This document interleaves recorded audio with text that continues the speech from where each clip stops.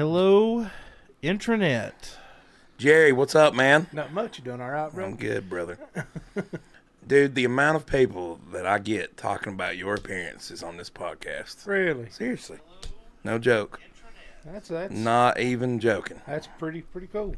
Yeah, you and Jamie, if he comes tonight, if Jamie Vickers can get here, Yep. this will be an all-star It will. live stream. Yes, it will. Yes, it will. Y'all, Missing Noah, though. Noah's at the beach. I know. Not quite a full barn, but No, we're here, right? We're here. We're here. I'm half here.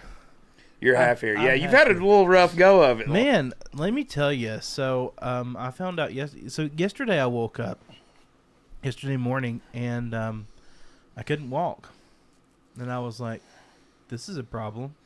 Like I physically could not put any. Let me say that I had such horrific pain in my left foot, the top of my left foot, to put any weight on it. Like I fell one time. I fell on the floor trying to get out of my bed, and I was like, That's not good. "This is bad. This Yeah. is bad." So, yeah, went to the ER last night, and I have shingles in my foot. What a odd thing. and just so y'all know, he will not let me operate. No, I've no. asked. You'll just let Jerry fix it. That's He all knows I how to need to fix do. it. That's all I need to do is just let Jerry fix it. I got you on some pretty good pain meds, though, huh? They do, yeah, they do. It feels better today. It's about 40% better than yesterday. So is there any treatment? Yeah, antiviral drugs. Antivirals. Yeah, okay, because all right. what shingles are, it's a infection, a viral infection left over from dormant chicken pox, and it's actually an infected nerve. That's why it's so painful, because the nerve itself is what's inflamed and infected. So it's nerve pain.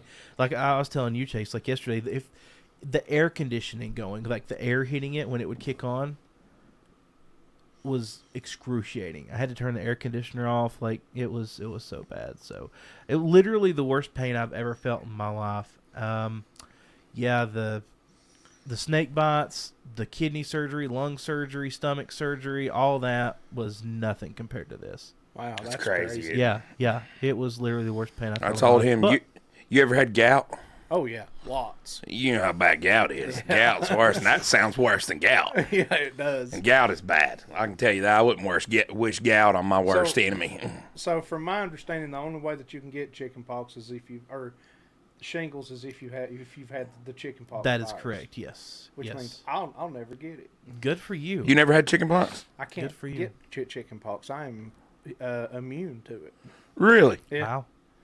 I'm immune to chickenpox, and I'm immune to smallpox. Really? Thank you, Grandpa. Oh, nice. He So that's an inherited thing. yeah he worked in the camps where the people with smallpox where that they had makeshift set up hospitals. Yeah. He carried the dead bodies because he was immune to chickenpox or smallpox. Really? I didn't even know that was a thing. I didn't either, and my mom was telling me, yeah, this is why that you or have that immunity is because he has an immunity to That's wild. smallpox. I never even thought that was possible. Yeah. That's crazy. That's cool. So what brings it on? What causes the chickenpox virus to come back like leave that? dormancy? Yeah. Oh, that's just what it does. Right, It never fully leaves your body. Mm-hmm. So it kind of takes up residence dormant in one of your nerves, which usually is in the back or the abdomen. I got you. And then it rears its ugly head 10, 20, 30 years down the road. Normally is in your back or your abdomen, and yours is in your For foot. real? No shit. No shit. How Like, common is that to get it in your foot? dude, they were like, this never happens. And I was like, yeah, that sounds about right for me. Like that sounds That's incredibly, crazy. yeah. At least if it was Every time you go to that damn hospital, you've got. Yeah, I got bit by a blue Enceladus. monocle The fuck cobra. is that? Yeah. I bet that you walk in and they're like, oh, no. Oh, God, here he comes. The doctor that I saw last night, Dr. Thompson, treated one of my snake bites, and they were wheeling me back to the ER, in the wheelchair, and I just looked at him. I was like, no snake bite. This is not a snake bite. But yeah, it's hot. I still can't really walk. It hurts really bad to walk. Right, but just sitting here, like, there's no way I could have streamed last night. Right. I was literally. I mean, You said you laid on the dude, I laid on the couch and cried. cried all day yesterday, all day. Like, not even being hyperbolic. Yeah. It was that bad. First time I had gout, it was like that. Yeah, I literally cried. We was raised in a John Wayne era. If a man's laying on the couch crying, Right. something's wrong. Something's bad. Yeah, something's bad wrong. And I've got a pretty high tolerance for pain. Right. I can imagine after all that you've been through. Yeah, the snake bites and the surgery. I'm just like, I mean, it hurts. See, and Right. that's the thing. He's refusing for me to operate. Yeah. And He brought his tools and everything. He got them all out you there. know. You know. That's hilarious. and he's got the pain meds already from the I hospital. do. Yeah, They're you're- already in my system. And that's the only reason I'm upright right now. Yeah. If I did not have those. Did they give you a timeline on how long it might take? I think they wrote me out of work till Monday. But they were pretty confident that it should be calmed down Yeah. by Monday. And I know should most be people able to get them resume. when they get shingles. It's on your back, right? Yeah, your back, your Most. abdomen. That's your most common. Yeah. Yeah. I can see why you thought it was gout though, because it's in your foot. Yeah. Well, the first time they diagnosed me with gout. The first time this happened, and I was like, I was the whole time I was like, I don't think this is gout. It's not on my toes. It's on the top of my foot, and Right. this is like, I could tell this is like pain it's outside of the muscle. You know. Right. And what scared me is I thought it was a blood clot because it was radiating up into my. Not my shin, but my calf muscle. Right. And I was like, shit, I just drove 6 hours back from the beach. So I was like, do I have a blood clot? But no, it wasn't a blood clot. It was just shingles. Luckily this time around, there was a blister that formed on my foot. So they were like, So they were okay. And yeah, I that's know it. you, and I've made enough trips with you now to know that you didn't stop. not one time. I drove the entire way. You're that kind of driver. Yeah. Oh, yeah. Yeah. Yep. I'm I kind of like drove that too. When I'm solo. 95 miles an hour the entire way, and I did not stop one time. Dude, he come and picked me up from my house one day, and he's like, "I'm gonna go buy a snake," and I was like, "Cool, I'll go with you." And I had no idea. We drove all the way to Myrtle Beach, like to the ocean, Right. and back the same day. Right. And Yeah. I was like, "Holy cow!" Yeah. That's pretty wild. Oh my God. Yep. I'm Yep. one of those that after a while in a car, I'm like, okay, all right, I'll do it straight through, but about 6 hours is about my max. I'm like, I'm done. Mm-hmm. I've got a little vacation plan coming up. Oh yeah, where are you going? We're going to go to Raleigh. Yeah. Yeah. That's a place where I have never even thought about going on a vacation to. What's in But, Raleigh? They have the what is it called? The Natural Museum of History. Yeah, Natural History Museum. Yeah. And we're going to go there, and they got Nightdale barbecue there too. So Ooh. that'll be something I'll have There to you go go. and check Oh, for out. sure. And Yeah, you we're- start getting into some good barbecue down them ways. Yeah, we're going just to do something different. Yeah. I don't blame you. Because everybody wants to go to, like, let's go to Pigeon Forge, and every time that somebody says that, I'm like, I know. do not like Pigeon Forge. I don't either. I don't. There's nothing there that interests me at all. Like, I don't care about old-timey way of life. Yeah. I actually kind of hate it, to be honest with you.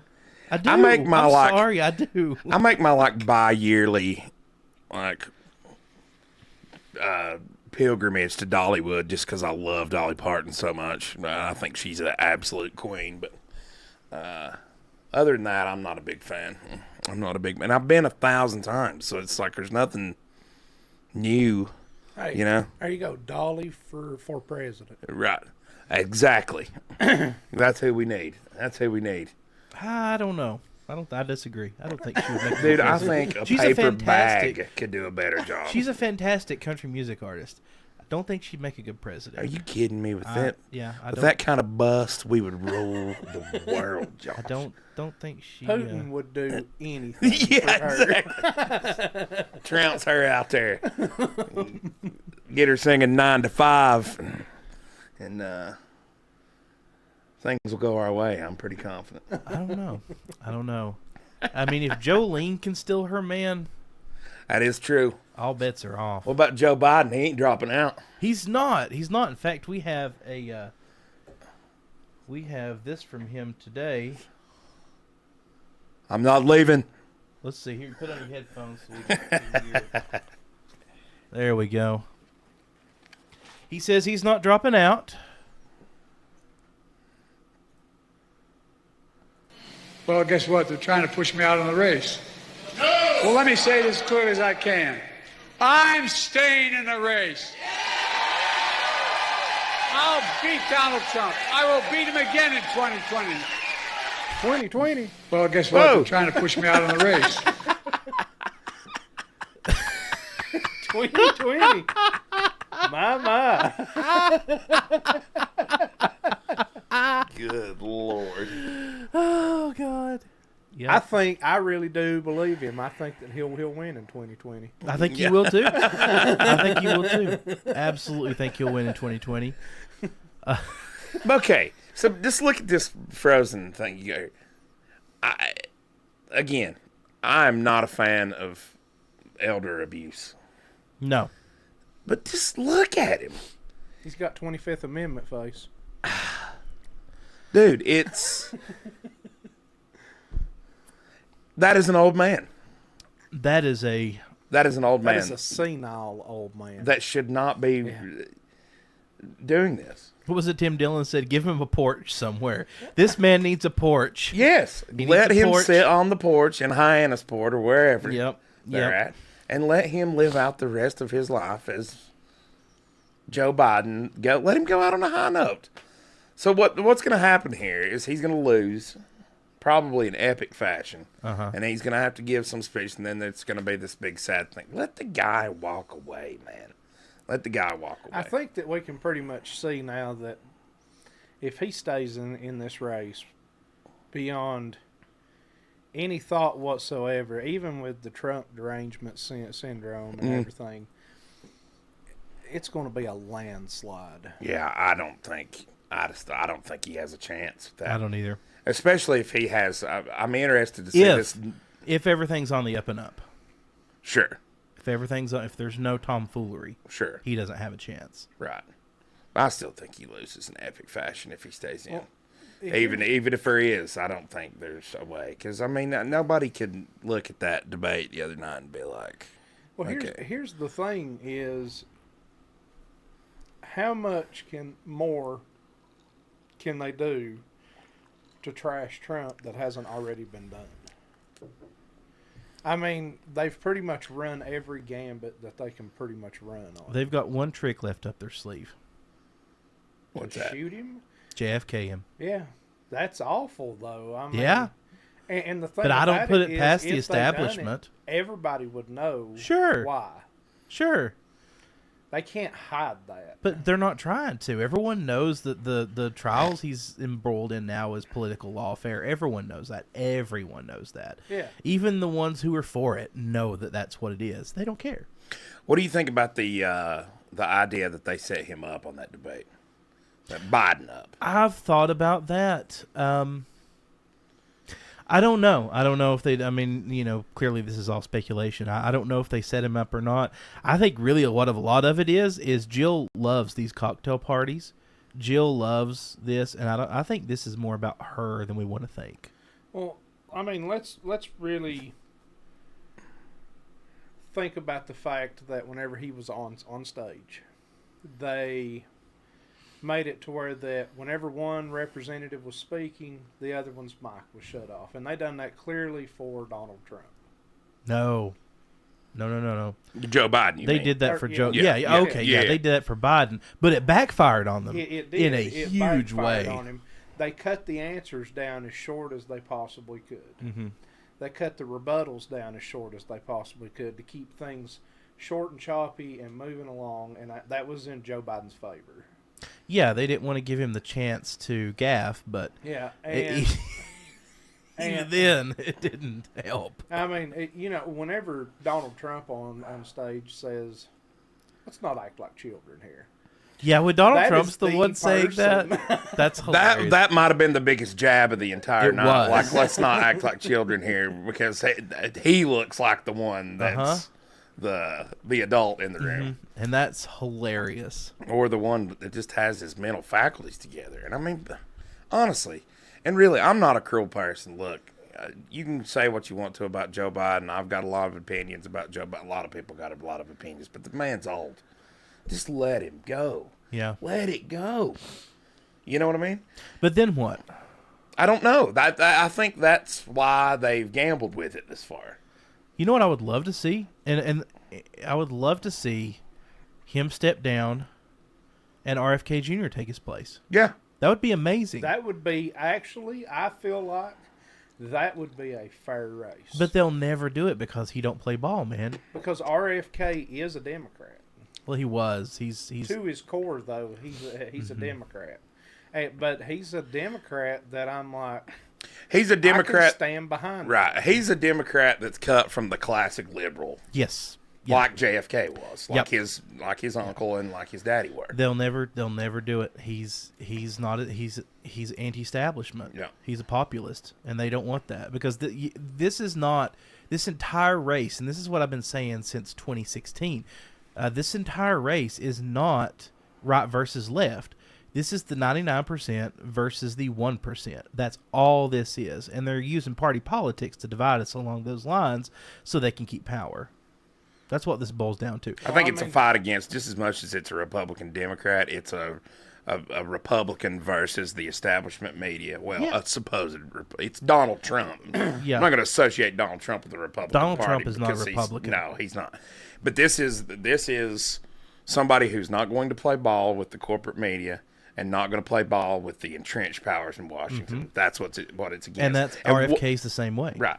And whatever you think about Donald Trump or RFK, those candidates are the antithesis of what Establishment politics. Yes. Yeah. That's all it is. That's all it is.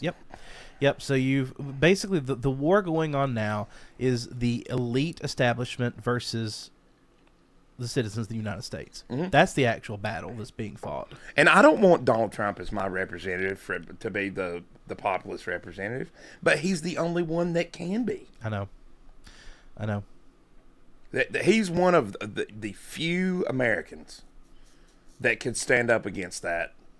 Not because he has some giant moral backbone or is somehow some righteous savior No.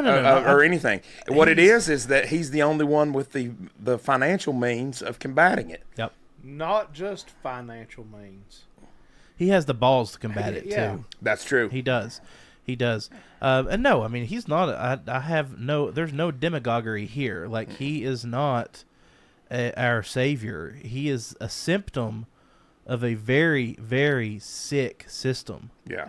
That we need to seriously look at. Yeah. So one of the things that I have seen in the past couple of days that Democrats have brought up multiple times is they keep bringing up draconian law. And that's what that Trump is going after, is what that they're saying is draconian law.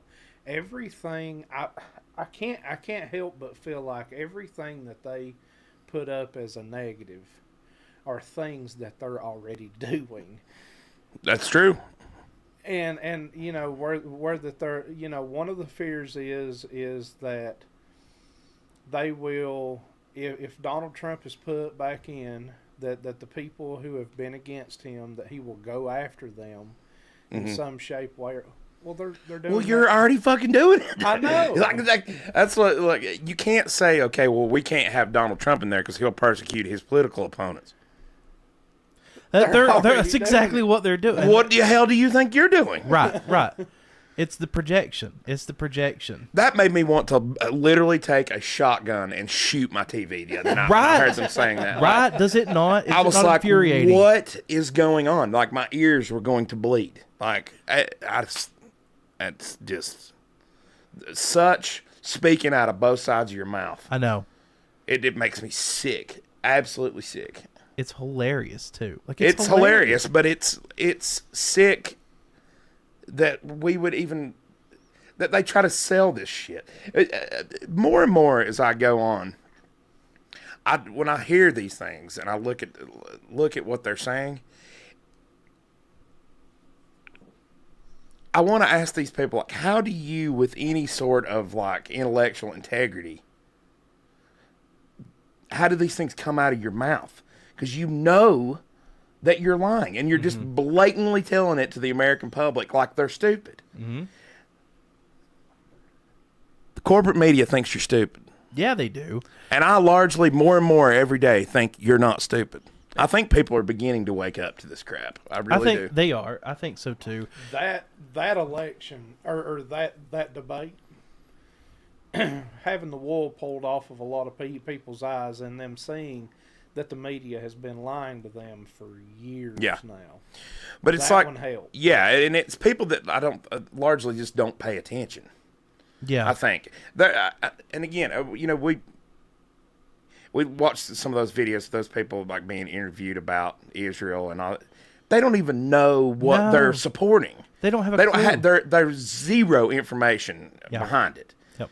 And I think we need to keep in mind that that's the way a lot of people are. I'm not criticizing these people because, look, there's a lot of people that just don't pay attention at all to politics. Yeah. They're done with it. They're burnt out with it, or they're too busy. They've got 100 million things going on. They don't have time to do this like we do, Right. Yeah. And there's a lot of people that just don't know. Well, and that was the whole job of the media, is to serve people like that. It's like, okay, well, here's what's happening. We're going to condense it down, all the important things. We're going to condense it down into a format that's a few minutes long in different segments, and we're going to feed it to the American people. And here's the information. You make up your mind however you want. Well, I don't know when that changed from being fed information to being fed narratives. Maybe it's always been that way. I don't know. Did you see the Tucker Carlson's interview with Matt Taibbi? I started to watch it, but I got cut off and didn't.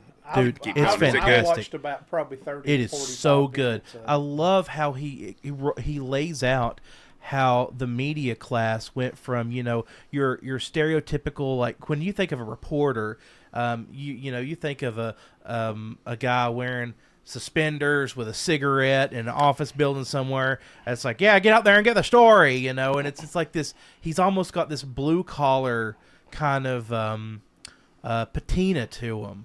And the women too that were reporters, they had this blue collar kind of patina because these weren't like elite educated people. They were just everyday people that were literally just getting stories. And the more and more the media class started drawing from universities and then into Ivy League universities, it became this elitist bubble that, and that's, you don't have to have a degree to be a journalist. You don't have to have any kind of real formal training to be a journalist. Honestly, That's true. you don't. And people hate that. They hate that. Yeah, but that's just the truth. Well, because a lot of those people have spent countless hundreds of thousands of dollars getting these useless media degrees from. Right. I tell you who talks about this all the time is Pat McAfee. Yeah, He does. gets Yeah, he does. he gets heated because all of these people go and they get these social media degrees, these social media journalism degrees, and they don't know anything. No. They don't know actually how the internet works at all. You'd be better off to be an internet nerd geek and go into one of them positions than go into any sort of university and getting a formal education in it. Yeah. Because it's just not. Who's teaching these? These old tenured professors that don't know anything about modern media. No. Well, at all. One of the things that you see too, and it happens a lot in just the collegiate force of teachers, is a lot of teachers don't have any real world experience now. No, college professors largely don't have any real world experience. Yeah. I mean, that's who I'm speaking about directly, is just college professors. They teach things in a world that doesn't exist. That's so true, though. I mean, it really is so true.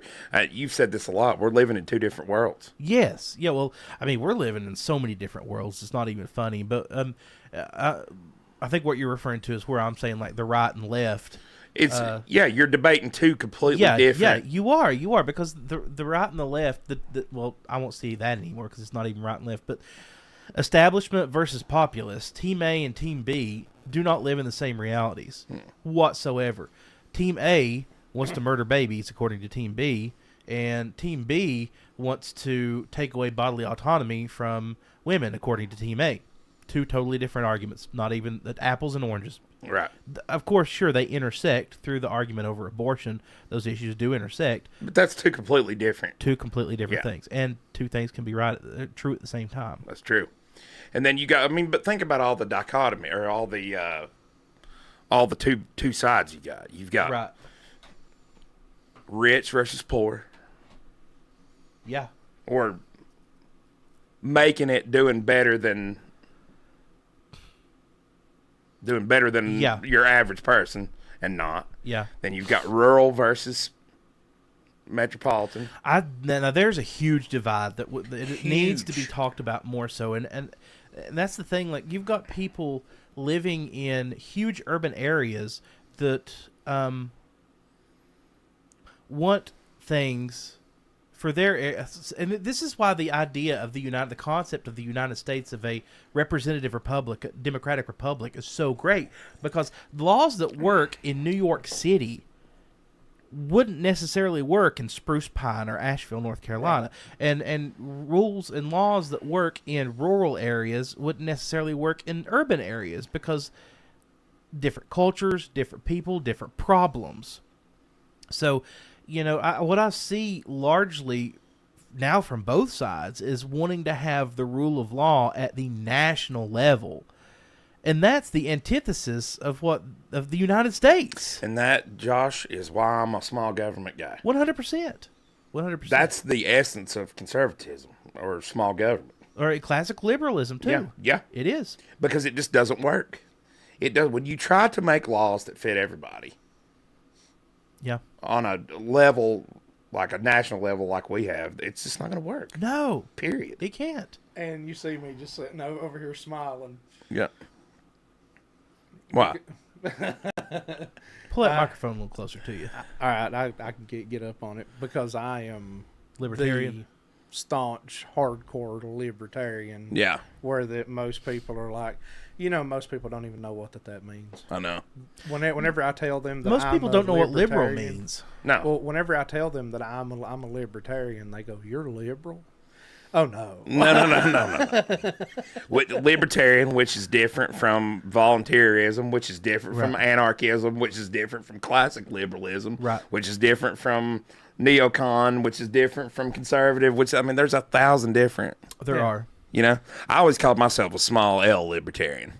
I only do that because there was one year I was in college, and this was when they first started live streaming, like, things.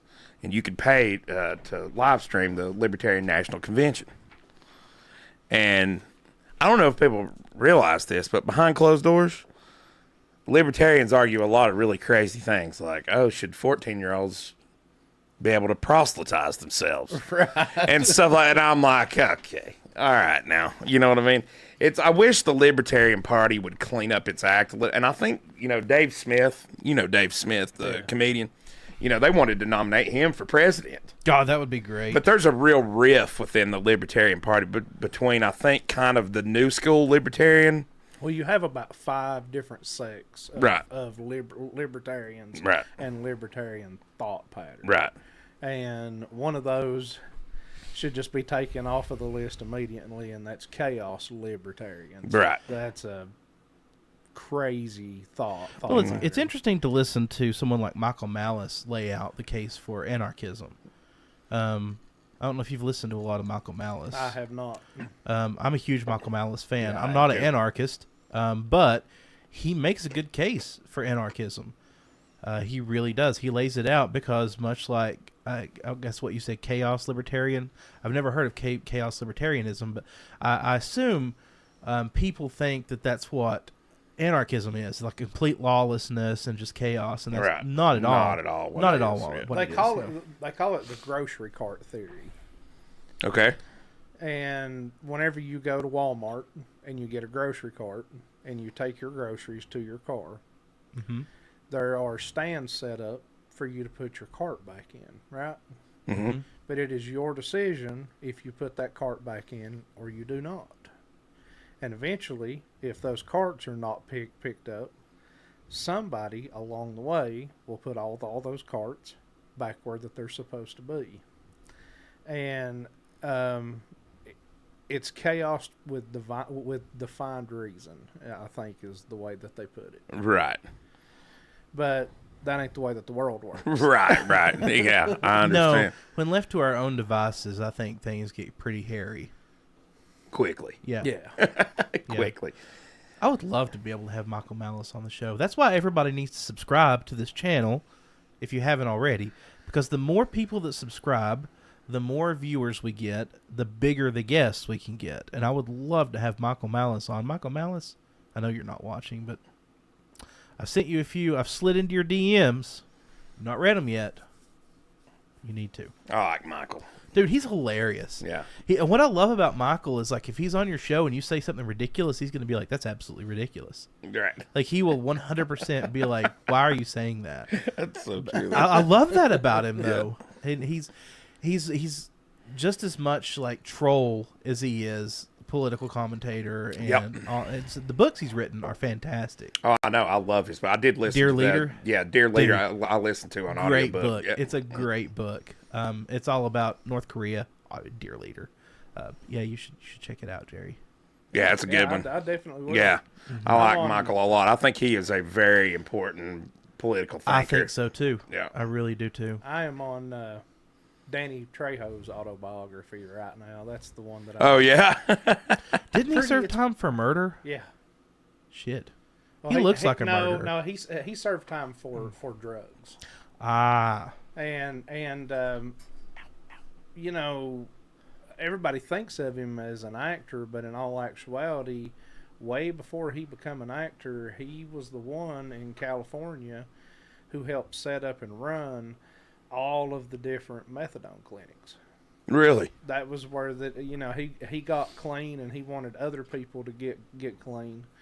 And he started going and opening methadone clinics and working with large organizations to make that happen, to get people off I the had drugs. no idea Danny was that type of guy. Yeah, and That's pretty cool. And I mean, that dude, he like does all kinds of things for like homeless benefits, and I mean, it's just unreal, the kind of person, because I mean, he come from the depths of nothing and nowhere. Yeah. Yeah.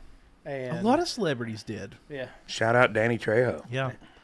So if you seen there's a compilation, I don't know how I stumbled upon this today, of celebrities doing like interviews that become really awkward, and one of them was Katy Perry describing how, like, apparently Katy Perry, I think all her teeth are veneers or something, or they're fake. Really? Because when she was so poor growing up, and they had such poor nutrition, and they didn't go to the dentist, her teeth rotted out. And the reporter was like, why didn't you go to the dentist and have them fixed? And she was like, because we were poor. And Yes, we were poor. It got real quiet. and I was like, Newsflash. oh my God, this is awkward. You know, just to put that into the scope of things, there are people out there who might think that they're poor, but there's a lot of people who don't know what actual poor is. That's true. Well, it's relative. It's relative. I mean, there is poverty 100% in America. There is abject poverty, although it is rare. Most of the poverty in America is, what's the word I'm looking for? Comparable or comparative poverty, maybe. It's like, my house isn't quite as nice as my neighbors or something like that, or I don't have... Boy, there, man, I don't know. You been to West Virginia? Yeah, yeah. Son, That's there's a some special kind of poor. there's some places out There there are. in eastern Kentucky and West Virginia that are just even compared to here. But Well, Are. Appalachia, there's a ton of that kind of poverty in Appalachia. Yeah. here's my thing that I have a hard time wrapping my head around. I get that people have families, and that type of being that impoverished is something that has been ingrained. It is something that they are used to. But anybody from any social class, from the bottom on up, you can change your circumstances through bad things and good things. Sure. And being under the notion that I was raised poor and I've never had an opportunity or a chance. Pack you a duffel bag and walk 60 miles in a different direction and figure it out. Yeah, that's true. I got to push back. I don't think it's quite that easy. I really don't. I think it is though, Josh. No. It's not, because there's certain things. Someone who grows up. Well, take for instance Trump's kids. I listened to Lex Friedman's interview with Ivanka the other day, and What'd you think? I loved it.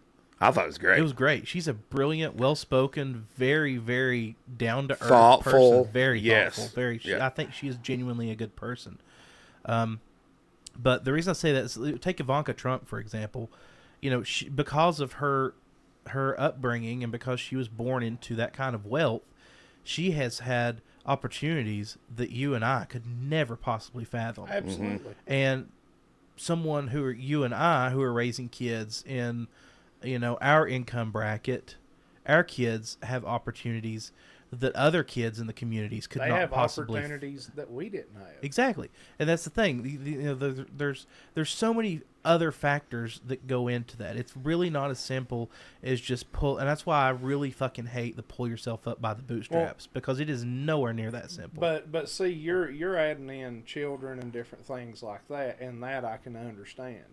If you're a single person with no kids or anything else, you can change your circumstances. Yes, you can. You can. Absolutely. I agree with that. But telling people that you can do whatever you want, you can be whatever you want, is an out and out lie. Of course it is.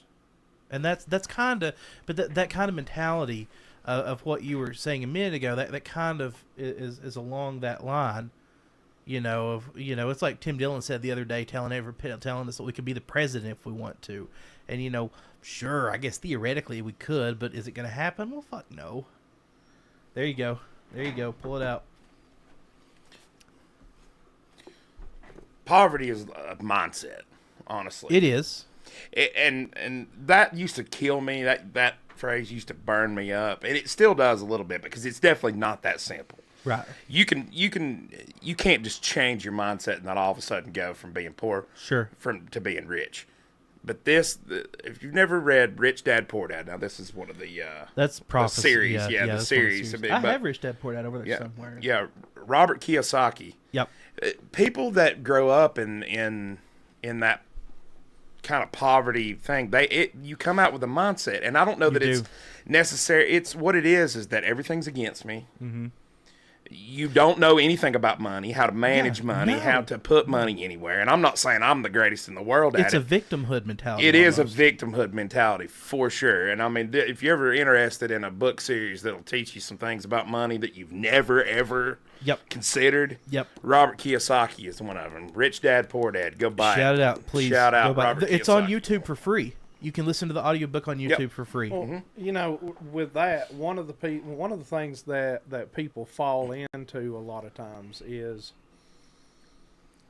and this makes it difficult. Whenever you make very little money, and you make very little money over a long period of time, and whenever you start getting more money, what happens a lot of times is people will say, all right, I have more money now.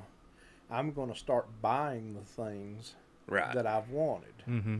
Well, what that they do is they might buy the things that they want, but they're making themselves still poor. Sure. That's true. By doing I mean, that's just one facet of that mindset that you don't understand, and then there's also the opposite of that, though, is that you get money and then you just automatically start hoarding it and don't spend it at all and don't make that money work for you. Exactly. Either. That's one of the quotes from the book, is your money is your greatest employee. That's true. And it is. Banks do it. I mean, look no further than the bank. Yes. You want to know why the bank wants you to put that money in that account? So they can use it to make more money on the outside. Yep, exactly. Rich people buy assets, poor people buy things. Yep. And liabilities. Yeah, that one right there is poor people buy things. Mm-hmm. I remember whenever I was 18, 19, 20 years old, and I was working for a turbine generator company, and I was making more money than for the rest of my life I have ever. Yeah, you were made. millwrighting, weren't you? Yeah. Yeah. And I went from dirt poor nothing to having a large sum of money just being chucked at me. And I spent it on all kinds of crap that I didn't need. Right. And I ended up just as broke as if I wasn't making any money. Right. Well, I hate to say this, you see it all the time around here. I mean, just drive down the road and look. You'll see somebody living in literally a single wide trailer, and they have an $85,000 car parked in front of it. With $1,000 a month car payments. Yeah, when your car payment is more than your mortgage payment, Well, something is. And I'm not saying that's necessarily wrong in all I would circumstances. say that's more of a product of the financial system and the economy today than anything. Yeah. There's a lot of factors because that go you into can't this. go buy a car right now and not Yeah. have $1,000 car payment. Yeah. You can't. No, no. If you buy a brand new car, you're gonna have $1,000 a month car payment. Yeah. No matter what, you can't buy a freaking entry level F-150 now for less than $70,000. Is that It's not insane? That is absolutely Car and insane. house prices are.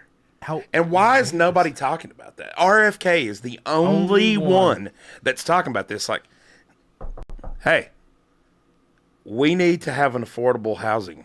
In fact, nobody that I know can buy a house. No. I could sell my house right now and cash out for probably about $200,000. I could too. Where the hell am I going to go? Exactly. I don't know. I don't know what we would do. I've honestly thought, like I say it jokingly, I want to list my house for like $1 million and just see what happens. You'd probably get a bite on it. I'm serious. Like, I mean, that sounds ridiculous, but So I just recently found out that a house near me in the English Woods now granted, English Woods is a nice little, bedroom community and older subdivision in Spruce Pine, right in town. They bought the house sight unseen from, I think, Spokane, Washington, I think. and probably had a bidding war to get it too. Yeah, it did. Paid over what they listed it for. And I know the person that had it listed and thought that they had listed it for too much. Jesus. And probably didn't list it for enough, truthfully. Yeah. Yeah, and those houses in that area that are like 3-4 bedroom houses are going for $500,000. That's I probably got crazy. honestly, I got one of the cheaper houses in that whole neighborhood. Granted, mine's on a microscopic little lot, which I love because I don't have to mow the yard. But, but I mean, yeah, there's houses in there that easily could list for $600,000-$700,000, no problem, no problem at all. Maybe even more than that. That's truthfully. crazy. Dude, the idea, and this was something else that I didn't quite agree with the fact checkers on with the debate. That grocery prices have only went up 20%. There is no way. No, because I know I buy groceries. Dude. I buy groceries. They are at least 3-4 times Easily.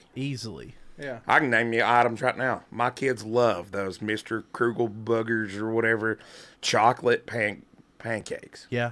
And that come in little 3-packs. You put them, slap them in the microwave for like a minute and Right. a quarter, and they're awesome. They're great. Those used to be $2.50 a pack. Yep. Now they're almost $5 a pack. Yeah. Yeah. Yeah. Bullshit, 20%. Yeah. That's double. Yeah. Double. And that I can name 5 other items that I can don't think know. of. off I the know top where of you're my getting head. ready to go with this. I don't think they factored in like meats and dairies because that shit is outrageous Yeah. now. Outrageous. A pack of hamburger meat, $30 $30. $30. That's insane. It's crazy. And a pack of hamburger meat, not even 4 years ago, it was like $14.86. I remember that specific price. Yeah. It was $14.86, and that is double. Yeah. It's $30 now. Sausage that's in the long packs, they're like $8, $9, $10 for like the long logs of sausage now. They used to be like $3. Yeah. I don't know how people live today. I really That's don't. all right, Josh. Did you get the WIC card in the mail? 'Cause No. you got it's coming, baby. No shit. Yeah, dude, you get you some food stamps, buddy. Really? Some summer food stamps for the kids because you got a kid in school. Is that a last ditch effort to buy some votes? I think it might be because I wasn't expecting it to come. Interesting. I was like, what is this? I guarantee you there's nothing on it. No. There's a bit on it. Really? Yeah. Awesome. Look at them gas prices ticking down. Get yourself some food stamps you didn't expect. Vote for Joe Biden. Vote for Joe Biden. He's going to win in 2020. We beat Medicare. Yeah. Remember, we beat Medicare. We beat Medicare. Now, my favorite quote about Medicare is when he said Batacalf care. Batacalf care. Yeah, I don't know what that's supposed to mean. Yeah, I don't know but what he that's said supposed to Batacalf care.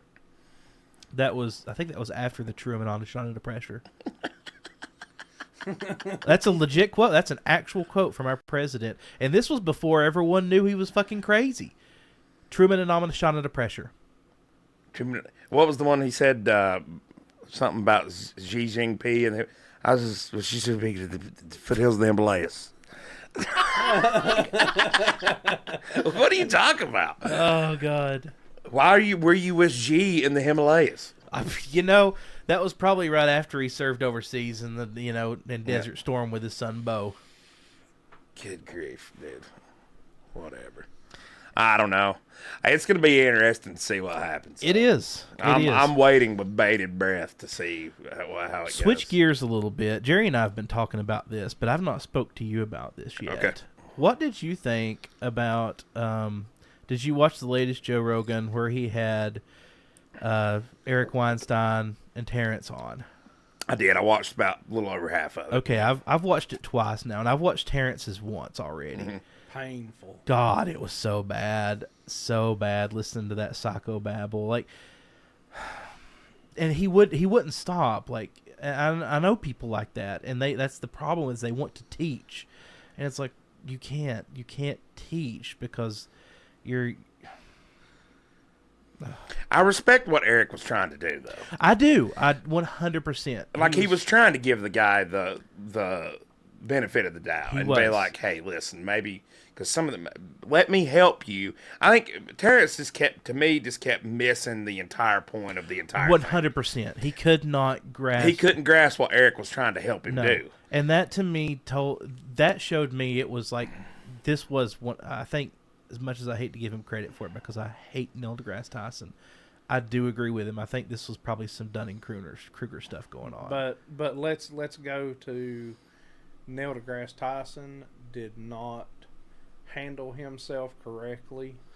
I disagree. I think he did exactly what I expected. Neil deGrasse Tyson comes off the same way he always fucking does. And that's why that's why a lot of people don't like him. Yeah. Is because I want to just be like, Neil, if you would stop being so fucking full of yourself. Yeah. For a second and just communicate like you have a brilliant way of doing. Mm-hmm. And just be humble.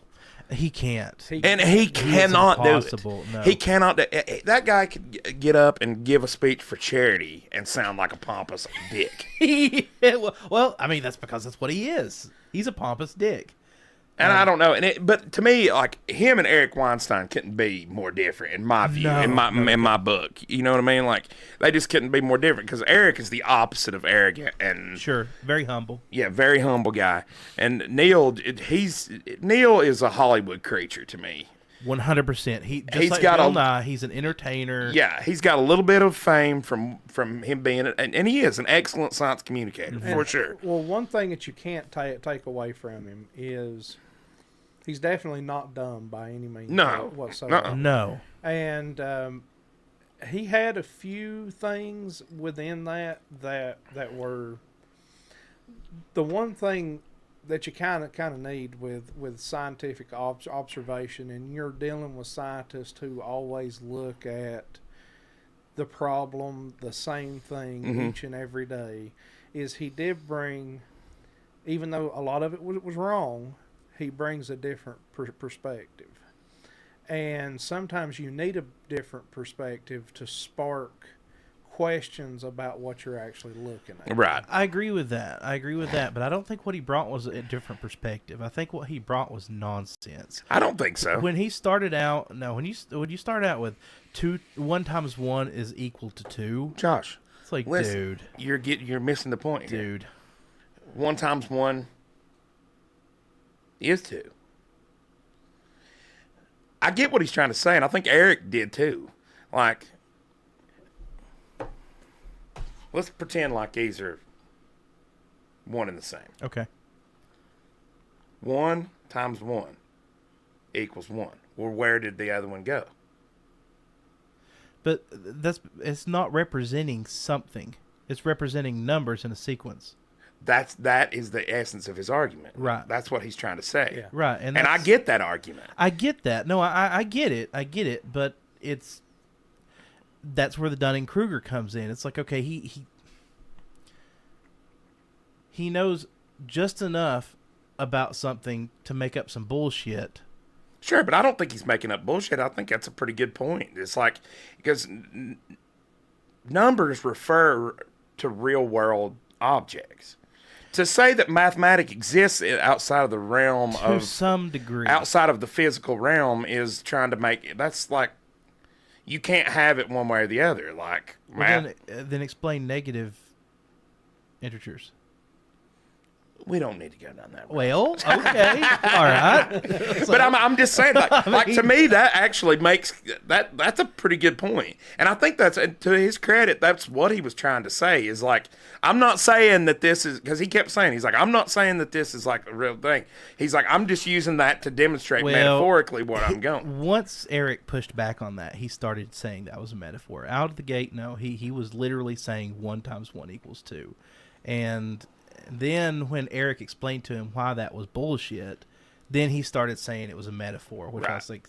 And Eric kept saying, yes, when you're using accounting numbers, yes. Mm-hmm. But mathematics exists outside of that. And I'm not, I mean, I get that, but... And I mean, that's whenever you get into the realm of tangible and intangible. Right. And whenever you're talking about mathematics not applied in real world settings, then you get into things that get into physics and well, but even physics is referring to something tangible. not always. Not always. What I took away from that was Terrence has a very strong ability to remember things and to recite things and pull them out of his mind very quickly, but his ability to grasp very complex concepts is just not there. Right. And that's where the 1 times 1 equals 2 comes from. Right. It is a gross oversimplification of what mathematics actually is. I get it. Like, I get it. It was painful for me to listen to. I don't know why I listened to it twice. It was painful for me to listen to because... And now this played in 2 different parts.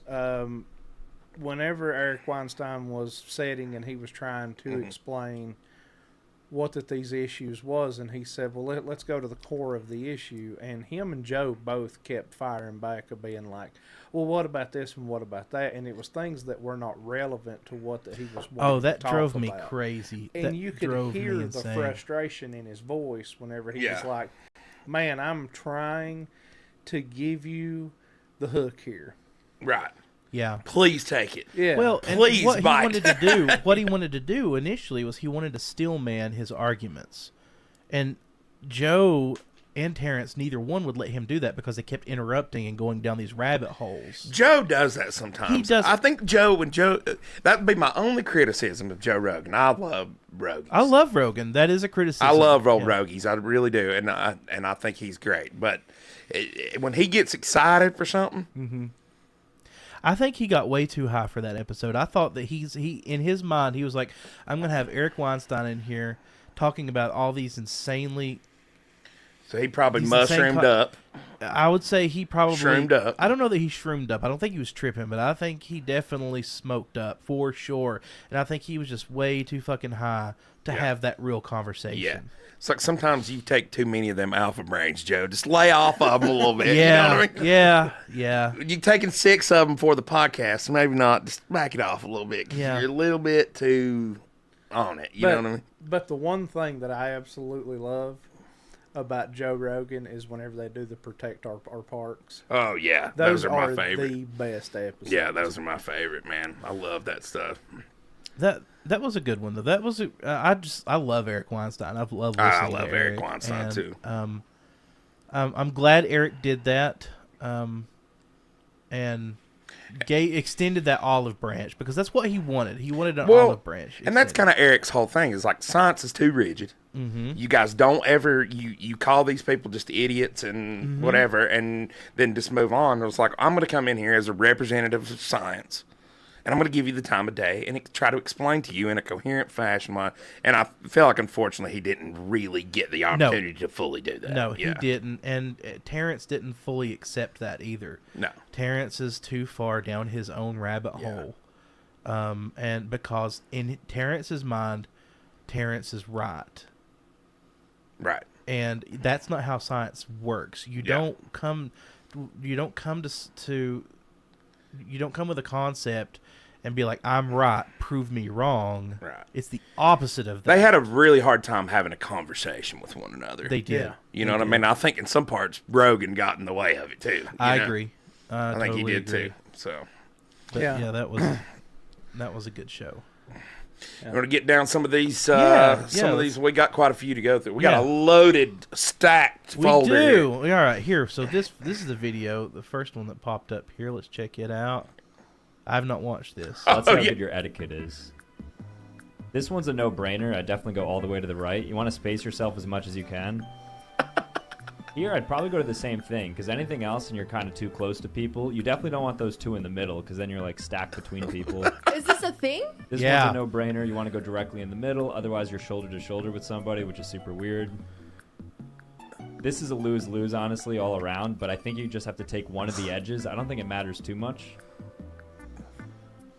What? I think you go middle here, because if you go to the left, you're going to be next to two people on your left, whereas if you're on the middle one, you only have one person directly to your right.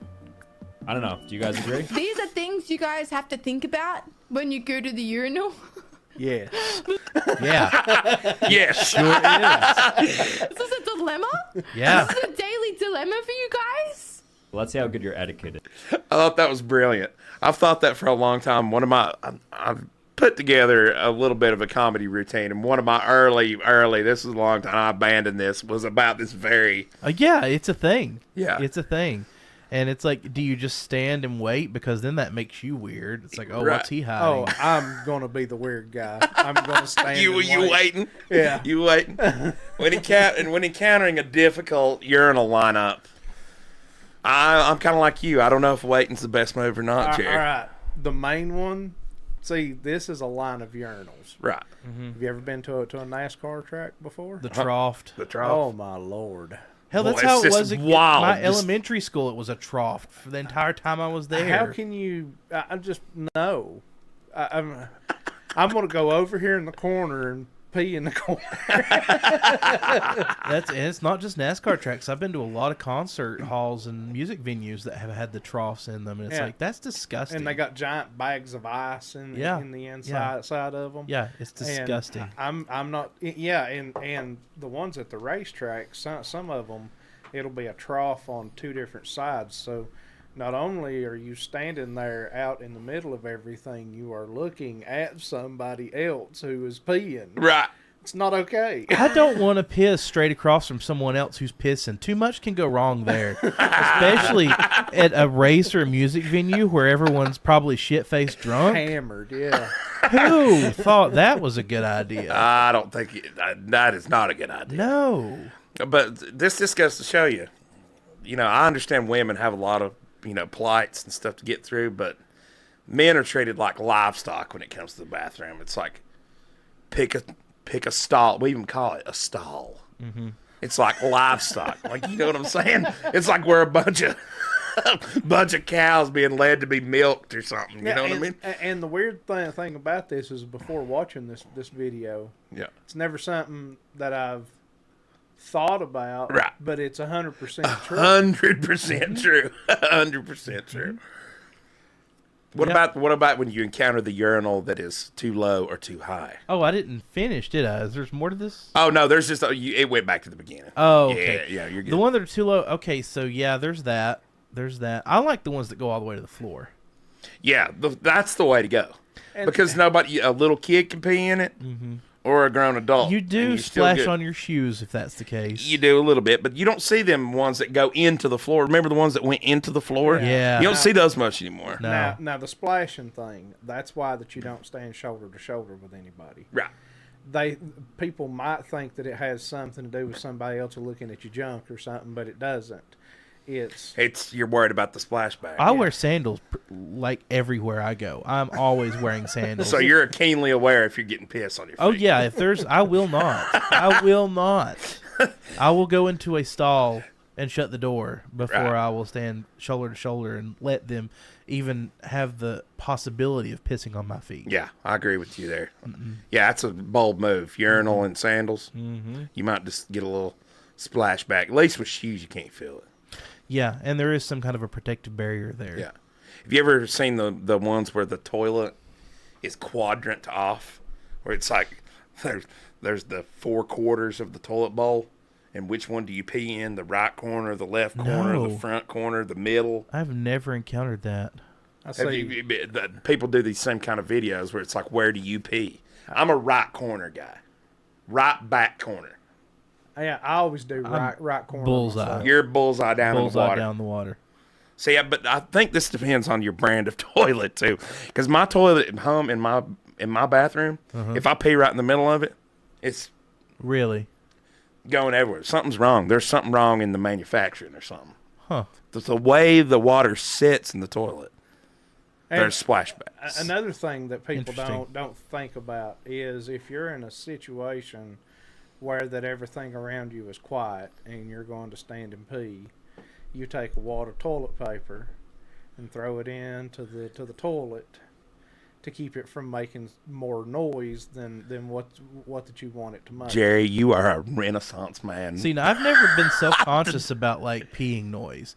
yeah, Never. I am a worried little bit about when that. it's real quiet. I never did. All right, this one's got a story behind it. Okay. All right. I never did, but there was a man who I went to a very, very small church. Mm-hmm. And the church was a block foundation church. Yeah. And the bathroom stalls were just in the back corner with block walls built around Sure. them. And the block walls didn't go all the way to the ceiling. They only went so high. Yeah. So the preacher Were they would open? Yeah. So the preacher Oh, my would God. be preaching, and if somebody went into the bathroom stall, you could hear them pee like over the preacher preaching. Or poop. Oh, Or poop. Yeah. So that was where that I discovered, man, there's a time to do some quiet peeing. Because I love that. I just sat there just cackle laughing. Right. Because it was just water. It sounded like a waterfall in the middle Right. of a church service. It reminds me of That's hilarious. which Naked Gun was it where he wore the microphone into the bathroom and peed? Oh, yeah. Leslie Nielsen. wasn't that 33 and a third? I think it was. Yeah, he was like addressing the Queen of England or some shit. At Yes, some that's dinner, right. That's and right. he I wears remember the that. microphone into the bathroom, and it's like, now see, I think that a problem like that should be highlighted. So I would make it a point to go pee as loud as I could to drown out the preacher, so they would fix it. Be like, okay, this is a problem. But yeah, I would have never thought about that situation and having to dampen the sound of your pee hitting the water. And a lot of people would say, well, why don't you just sit down and pee? We're dudes. We don't. Mm-mm. Yeah, if I was gay. I mean, if I'm gonna sit down and pee, there's got to be some extenuating circumstances to cause that to happen. Yeah, if I'm in a public bathroom, I ain't sitting down. No. So here's something weird about me. I carry Clorox wipes and rubber gloves with me when I travel for that specific Clorox reason. wipes and Clorox little- wipes. little elbow grease, and you feel better about it after you get. Oh, I'll clean the toilet. I ain't above Yeah. it. I'll clean sure. the toilet. Yeah. I take rubber gloves and Clorox wipes with me, and if I have to use a public toilet, You doing it? Yeah, absolutely. I don't blame you. Now Absolutely. I have taken the tissue and laid it on the seat and built it up like three layers deep. 3, which is actually 6 layers of that gas station toilet paper. It son. is. It is. Let me tell you though, I've gotten used to that single ply garbage toilet paper at home because I had kids, and every time I bought that Charmin luxurious shit or whatever, one of them goes in there and rolls off half a roll to wipe their damn butt, and then I'm taking the toilet up trying to unclog it and all that. Yeah, I got tired of that. I was like, we're using that dang RV toilet paper over Single here, ply. baby. Single ply, baby. Dude, bidets, I'm telling you. Bidets. You need to do it. I Just do live it. and die by the bidet. It's a wonderful Have you thing. used this bidet here? I have one at my house. Do you? Yeah. See, Man. Josh is like, just use the bidet. I'm like, You know, you can't use another it's- man's bidet. They're self-cleaning. They're clean. I promise you, Yeah. they're clean. And, I mean, I get it. and it's actually hilarious because he come to me and he was like, I bought a bidet, and I was like, me too. We didn't even discuss it. We got one at the same time. Well, the reason I got one is because I just had hand surgery and I couldn't wipe my ass.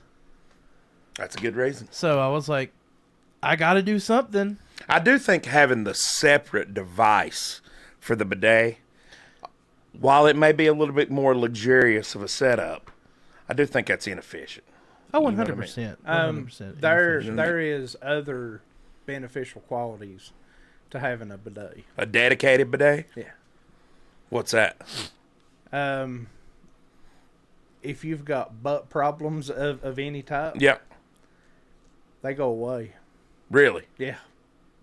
You mean like hemorrhoids? Yeah. Oh, well, yeah. Hemorrhoids will completely go away if you, even without a dedicated, with just a bidet, period, on your toilet. Or are you still, okay, are you still wiping after the bidet? You pat yourself dry, and that's it. Yeah. So just a nice pat. Not pat. Yeah, because there's nothing there, dude. I'm serious. I know this is probably gross and maybe TMI. I'm sorry. Like, trigger warning here, y'all. But after you use a bidet and you wipe your ass, there's nothing there to clean off. Like, it's gone. The shit's gone. It's like a magic eraser. It is. It's a magic eraser It for is. your ass. It is. It is. Oh, wow, is. son. That's going to make me laugh. I see Tyrus McCormick said troughs at prisons too. Oh yeah. Yeah. I give the prisoners troughs. Yeah. I worked in the prison, and yeah, there's a lot of troughs. Yeah. In Yeah. those A places. lot of trough work, huh? Yep. Good grief. Yeah. Go to the next one. Yeah. Let's go to the next one. Some nice urinal men's bathroom convo. Yeah, for sure. That's a neglected topic. We need it to is. make It sure is. we revisit that. It yeah. is. Yeah. So Okay. what do we got here? Maybe Hillary Clinton or even Big Mike. Even Michelle my Obama. Sorry, God. I don't know why I said Big Mike. Back.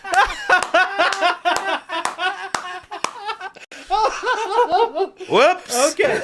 I'm going to back that up a minute. I'm going to back that up. Let's watch that one again. Okay, here we go. Maybe Hillary Clinton or even Big Mike.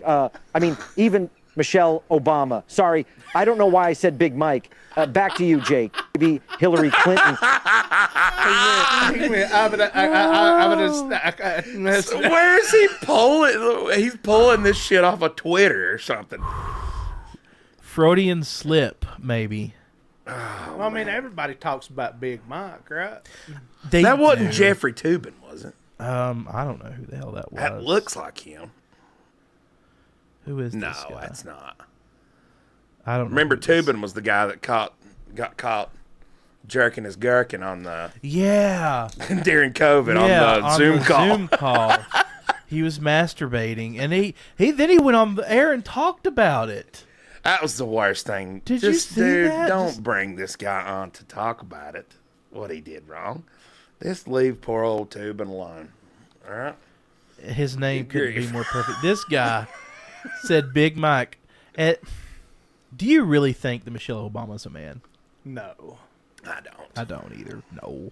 Is it hilarious? Yes. It's a hilarious conspiracy Look, theory, I'll but put it it's this way, not. and that's why I've said this before. She is a handsome woman. Okay. She's a very Is a handsome perfect woman. way to put it. I'm not much to look at, but I don't know, man. I mean, who am I to call anybody Yeah. ugly? I think Michelle Obama's a woman. It's not a beautiful woman. Not. It's a handsome woman. It's a handsome woman. Yeah, she is a handsome woman. Handsome woman. Yeah, I would agree with that. I would agree with that. All right, what's next here? All righty, what we have here. What to know about the massive car dealership outage? Uh-oh. I hadn't heard about this. I haven't either. I think Laura sent this to me. Really? Okay. Okay,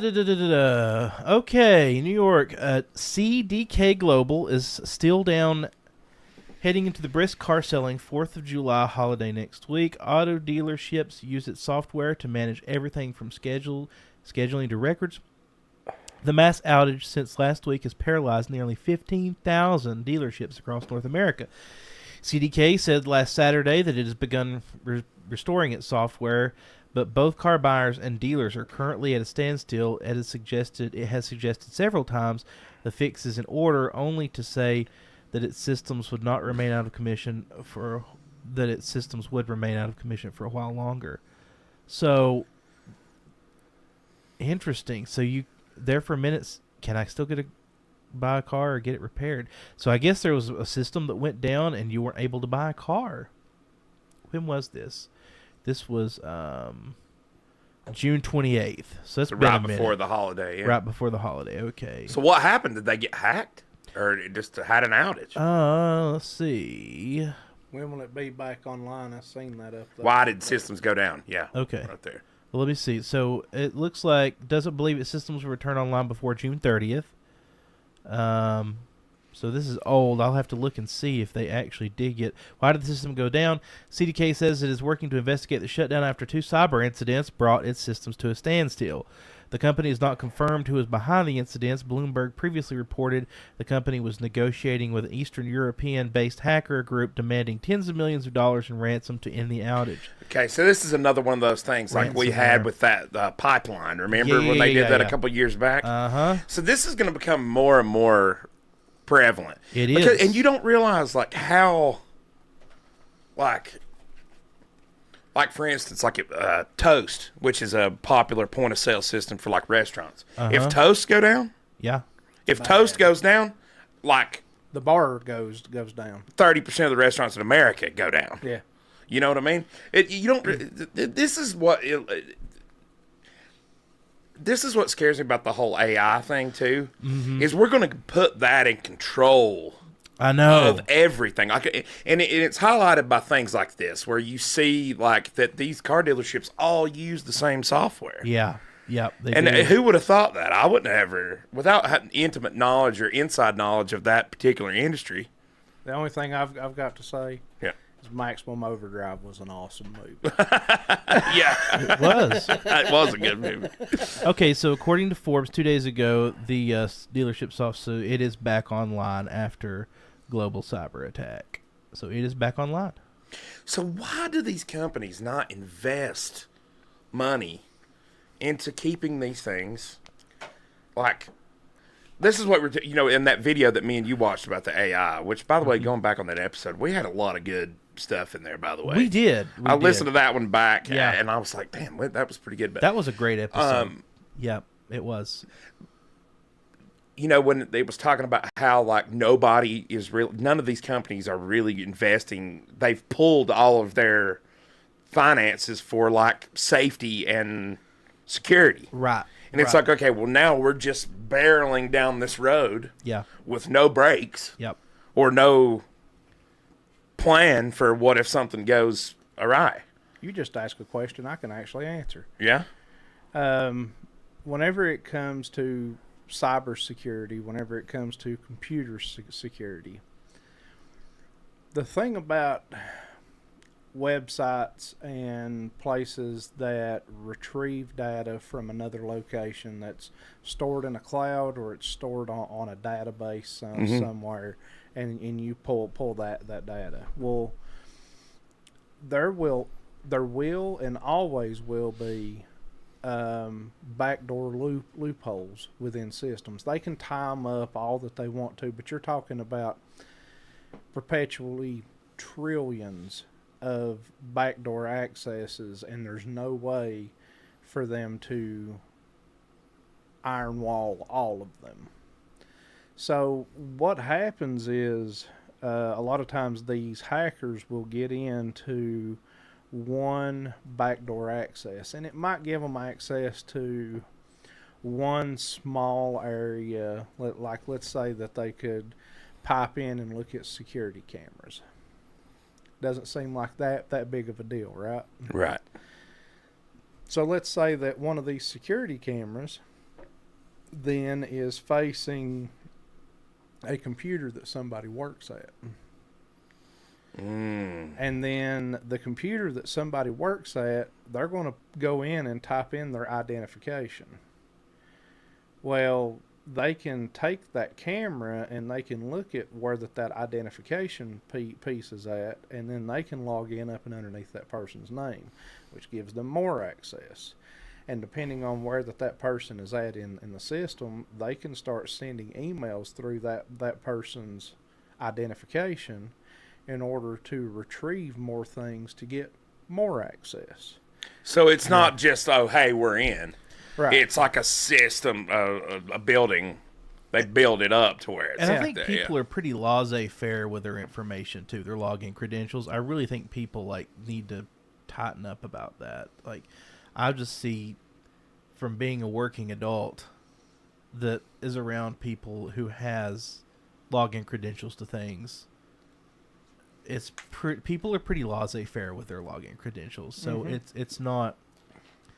I don't see it as an absurdity that you could very easily get someone's login information and wreak all kinds of havoc. I need to take this. Yeah, sure. Go It's for an it. unusual phone call to be getting from this person Yeah, at this go time for of it. night. Yeah, take it. But Man. yeah, the whole thing about backdoors and the way that people have to access things and the way that information is leaked and it gets out there, it is an unstoppable process. Mm-hmm.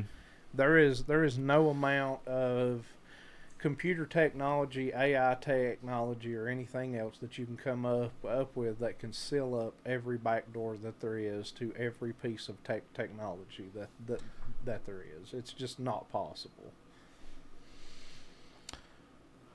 I don't know enough about this to even for it to be appropriate for me to comment.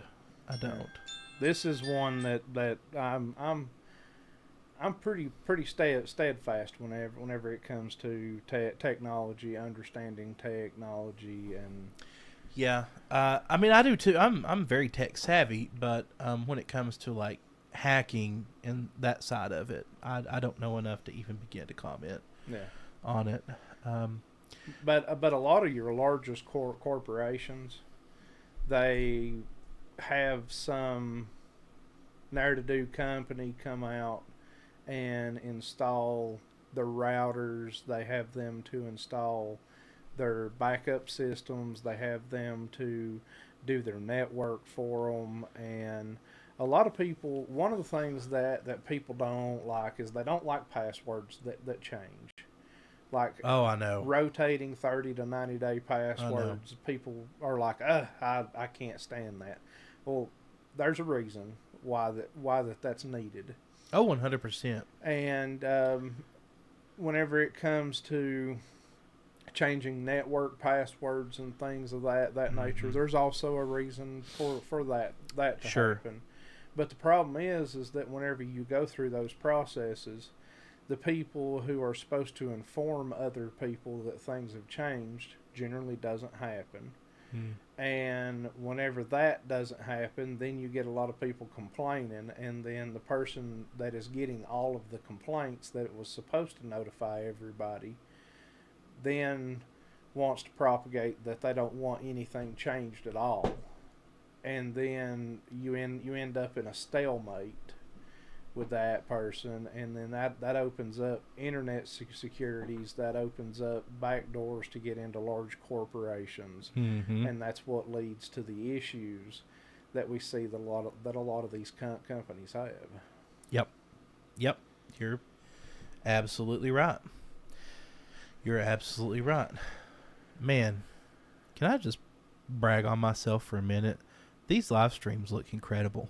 They do. They really, really look very good. Yeah, you've. I've put so much work into every bit of this production, and going into the camera settings and optimizing. It has been such a task optimizing each individual camera setting, getting the I've learned so much about video and about cameras, period. Just shutter speed, ISO, like, oh my god, there's so much. That's a piece of information that I do not have, is whenever it comes to cameras. I've went in, so I've taken all the autofocus, all the auto stuff off these cameras, and I've manually set everything to get the optimum picture out of them. Now, I'm not in 4K yet. I don't know that I want to. I would love to record and shoot in 4K, but I don't know that my internet connection can handle streaming in 4K. That's a very demanding thing. Yeah, I don't think it can, and that sucks. I would love to shoot 4K video. I think that would be a good next step, but I don't know. Yeah, I don't know. Here comes Chase. Everything good? Yeah. Okay. Had one of my clients get locked out of their house. They were wondering where the spare key was. Oh, okay. Cool. Alrighty, let's go back to this. I got another one pulled up here. This guy. I can already see the face. I love this guy. Vote for me, because I'm not fucking 95 years old, and I still remember where I parked my truck a few hours ago. Because I'm running for shit. Vote for me, and I'll make it a law that if you talk shit on the internet, you have to fist fight in real life. Because I'm running for shit. I can get behind that. I'll make everybody that's in the fucking Senate and Congress working fast food for the next 8 fucking years. Okay, that right there alone gets my vote, 100%. Oh, right. Vote for me, and if we got a problem with another country, I'll catch a fair one with their leader, and it'll be fucking done with. No more wars. Because I'm running for shit. This message is approved by Captain Motherfucking Isosceles. Vote for Captain Isosceles. Now, one of the things that Oh my god. that he said about the fast food workers and everything brings up something that we definitely need as an entire nation. Since everything happened with COVID and everything kind of faltered with the workforce, and people have been running McDonald's, Burger King, Domino's, yada, yada, yada, so on and so forth, at half staff and quarter staff and everything else. These restaurants have made so much money where that people wouldn't leave their houses or anything else, and people was getting door dashed and things of that nature.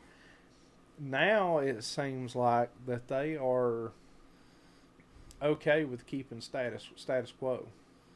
Yeah, I think COVID killed restaurants. COVID killed more restaurants, I think, than people. And I think it did too. Yeah, and with that, That's true, probably. And I'd love to see the stats on that too. I would too. But I'm serious. I mean, COVID killed so many restaurants. But no, you're right, Jerry, and I see where you're going with this. What happened, and it's not just restaurants, like all businesses. yeah, they saying that they could make a lean workforce. Yeah. And that they could get as much potential money out of a lean workforce, and jack up their prices at the same time and make them go through the roof, and people was still showing up. and be okay with subpar customer service. Yeah. too. Yeah. And that's the thing that I was going to say is a lot of these people are absolutely worked to death. No, And if it's you true. pull up to a drive-through window, don't get mad at the person serving you the food. Get mad at the corporation that's not doing the amount of hiring that they need to do. Get mad at the franchise owner who is running a skeleton crew in a restaurant, and it's like, yeah, they wonder why fast food is notorious. Well, fast food was already notorious for, fucking up your orders all the time. Yeah. And it's like, you're in a skeleton crew. You've got 3 people running a store, a McDonald's off of I-40. Yeah, everything you order is going to be wrong. That's the way it's going to be. Get it out as fast as we possibly can. Yeah, yeah. And it's not the worker's fault. It's not. No, I don't think it is either. But a lot of times, you're seeing so many videos online of people verbally and physically attacking these people that are in McDonald's and Burger King because they got their order wrong. Well, it's always been okay to do that for some reason. I've never understood that either. It's always been like socially acceptable to berate a fast food worker because they messed up your order. Oh God, no! You didn't get the cheeseburger you ordered. You got a chicken sandwich instead. So I'm going to throw it at them. Now, on the other hand, I have to say, and I ain't gonna shout this person out by any means whatsoever, but there's a restaurant that is here in town, and whenever I pull up to that window, and you're hateful to me every single time that I pull up, and I don't really know you on a personal level at all. Yeah. Eventually, and it took about 4 or 5 times through the drive-through window and this person being hateful to me. But eventually I'm going to say something to you, and you're probably not going to like me at the end of the day. If you're watching, I don't like you. Yeah. When I lived in Johnson City, I went to, I didn't have a whole lot of money then. I had very little to no money then. Like literally, I pretty much stayed with you half yeah, the time. yeah, I know. you did. I mean, I would literally, Chase, I would count out pennies to go buy McDonald's. That's how broke I was. Mm-hmm. Okay, so I go to the McDonald's. The one, it was the one in Walmart off of I don't remember if it's State of Franklin or off Market Street, but I went into that McDonald's. And I had enough money for 2 McDoubles. That's when they were $1. Mm-hmm. And I was like, I want 2 McDoubles, ketchup and mayonnaise only. They bring my order up. I paid for it. I went and I sat down to eat. And I had 2 McDoubles that were literally nothing but mayonnaise. Mm-hmm. The entire sandwich was mayonnaise. They had emptied the damn mayonnaise containers onto my sandwiches. And I was like, I can't eat this. I don't understand. So I took it back, and I was like, I'm sorry. I'm not trying to be rude. Like, I was apologetic. Right. I was, like, super nice because I don't like taking food back. Yeah, I don't either. But I was like, I literally can't eat this.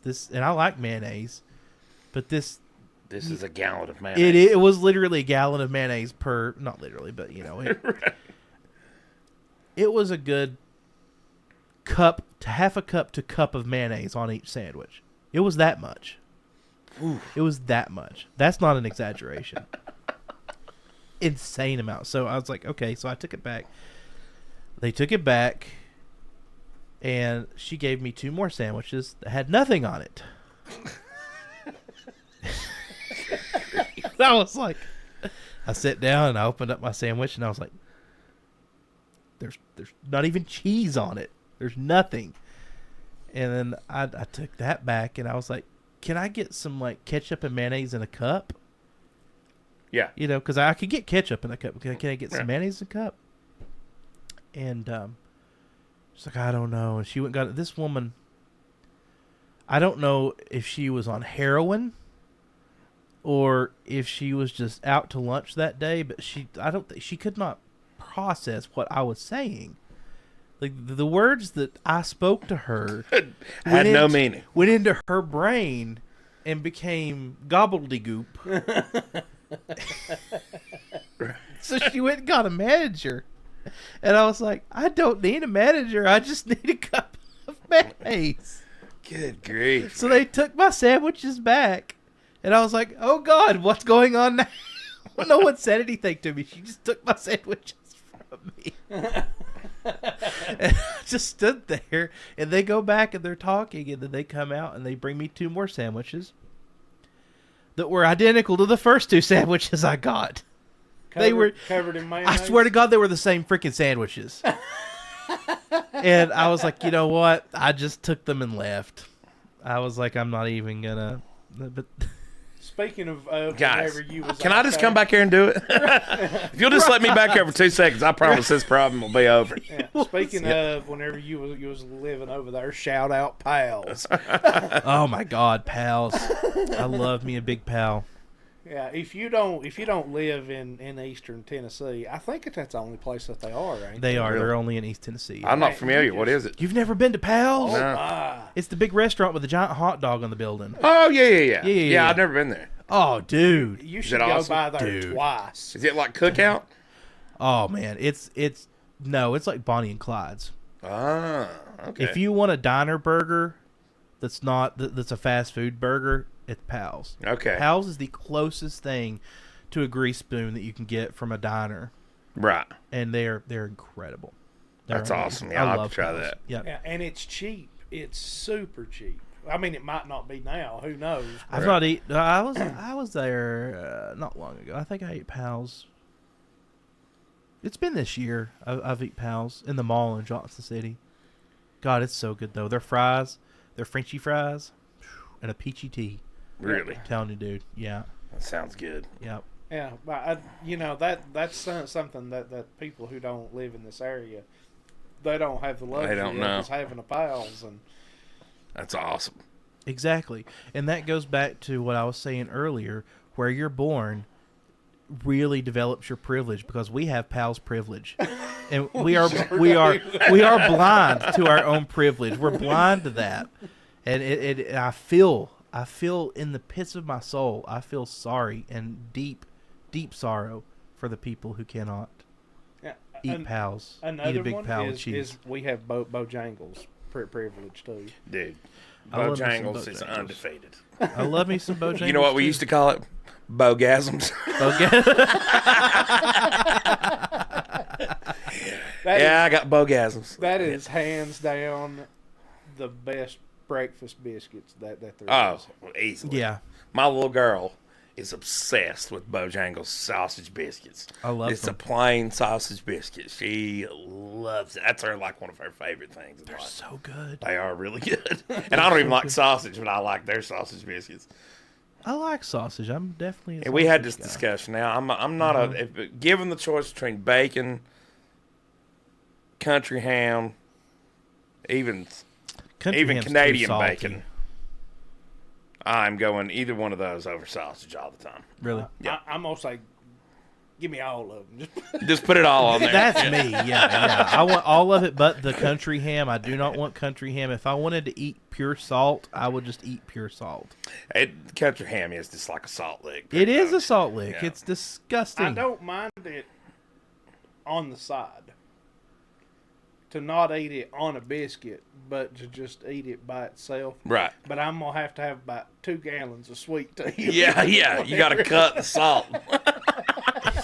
And we wonder why everyone in Appalachia is so unhealthy. It's like, Oh my God. if we get up in the morning and we eat 6,000 grams of salt and 6,000 grams of sugar, like right out the gate. Well, Right. I mean, if you think about it, biscuits and gravy. Everybody here pretty much loves biscuits. Oh, and they gravy. do. And Yeah. you've got And biscuits is carbs, and gravy is carbs. gravy is just And it's liquid biscuit. Filled with salt.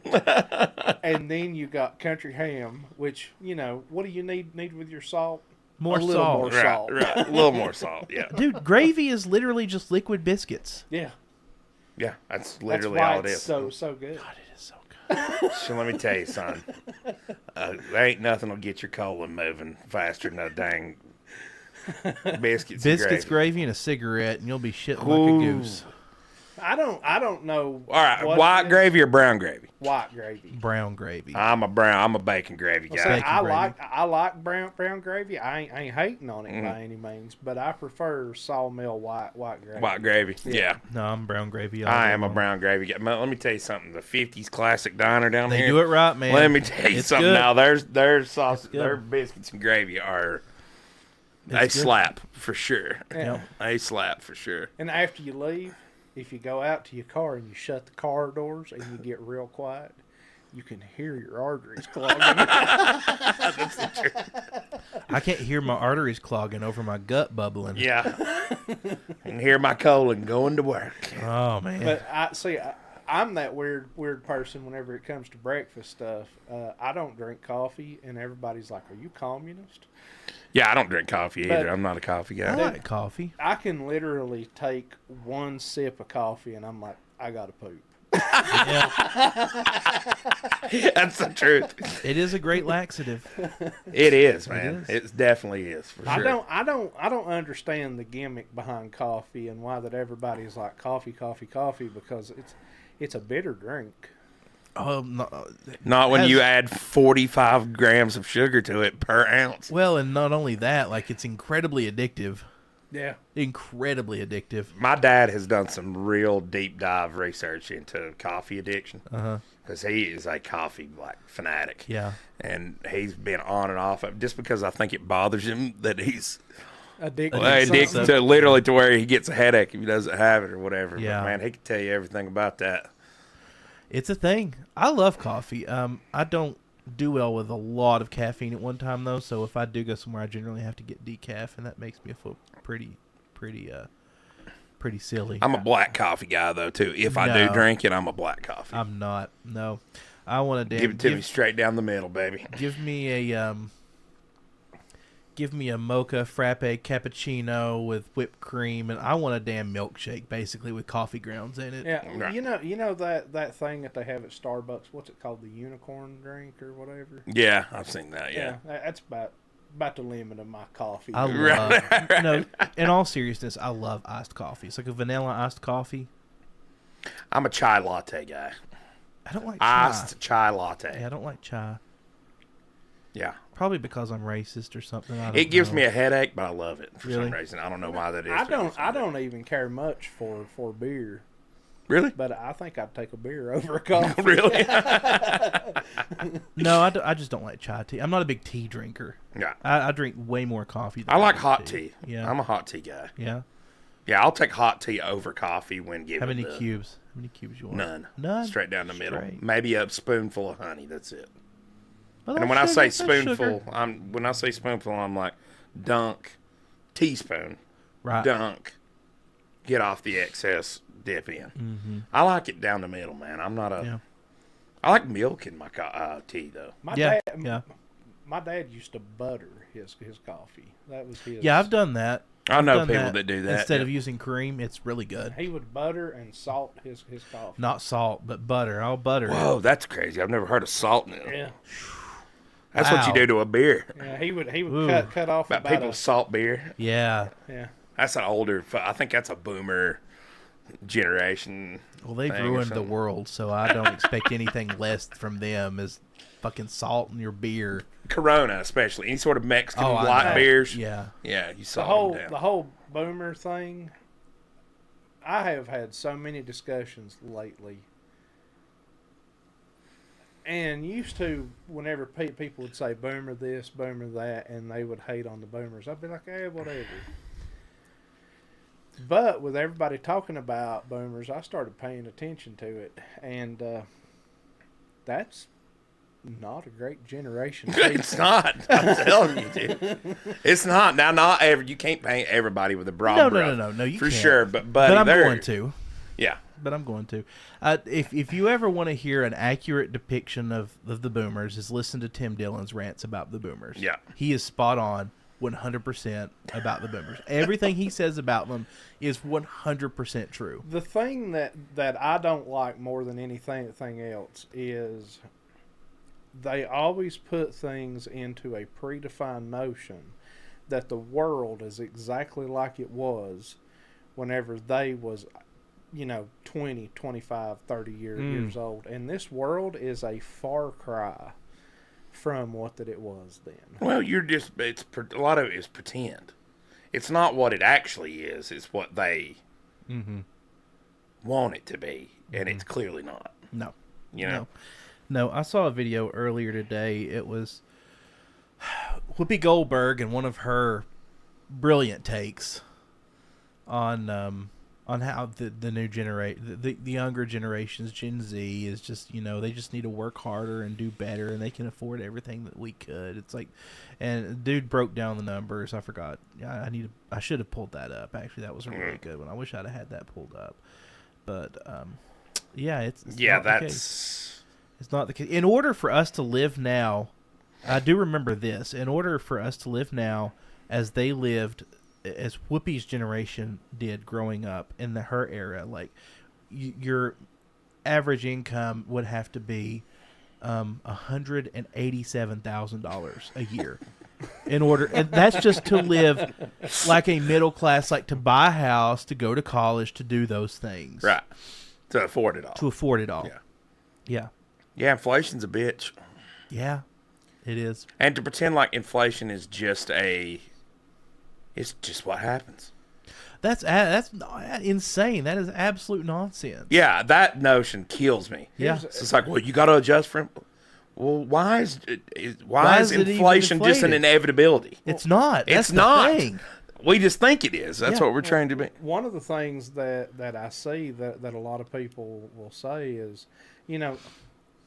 one thing that you see now is a lot of kids who are getting to be 18, 19, 20, 21 years old. They don't leave their parents' house a lot of times now. No. They You can't. can't. Yeah, and that's the thing is they can't. And I have watched my oldest son.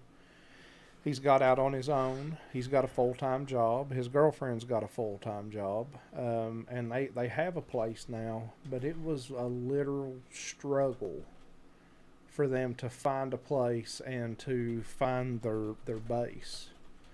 And I don't think that people bring it into reality how hard. I mean, I remember whenever I was 18 years old and you could go out and rent a place for like $175 a month. I know.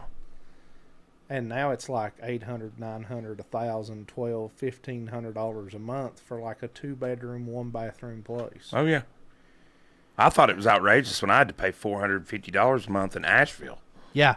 I was like, God dang, I'm never going to be able to make it. And now it's that's 5 like, times that. oh, God, that's easily the places I rented over in Asheville that are still there. I know for a fact that they are over $1,500 a month. I think I found it. Maybe keep talking. I think I found the video. But I don't see how that people have that mindset of, well, I done it, but they don't get the concept that things are so much harder now. Oh yeah. And with all of the Airbnbs where that they come in and they bought up every single piece of rental property and everything else because they was offering prices that was way over what market was just to get the place to start an Airbnb there. And now they've completely saturated the market, and now they're having to step back, and the Airbnb and VRBO people are having to go, all right, everybody's going back to hotels because our fees are so high. Yeah. Why on earth do I pay a fucking cleaning fee and then have to clean the damn house before I leave? Yeah. That burns Laura up. It burns me too. We've had like a couple Airbnbs where Laura's like, "Why am I paying a cleaning fee?" Yeah, and they'll be like, strip the beds and make sure to wash all of your dishes and put the couch back like it was and vacuum before you leave and this and that, and then charge you a cleaning fee. Yeah. How does that work?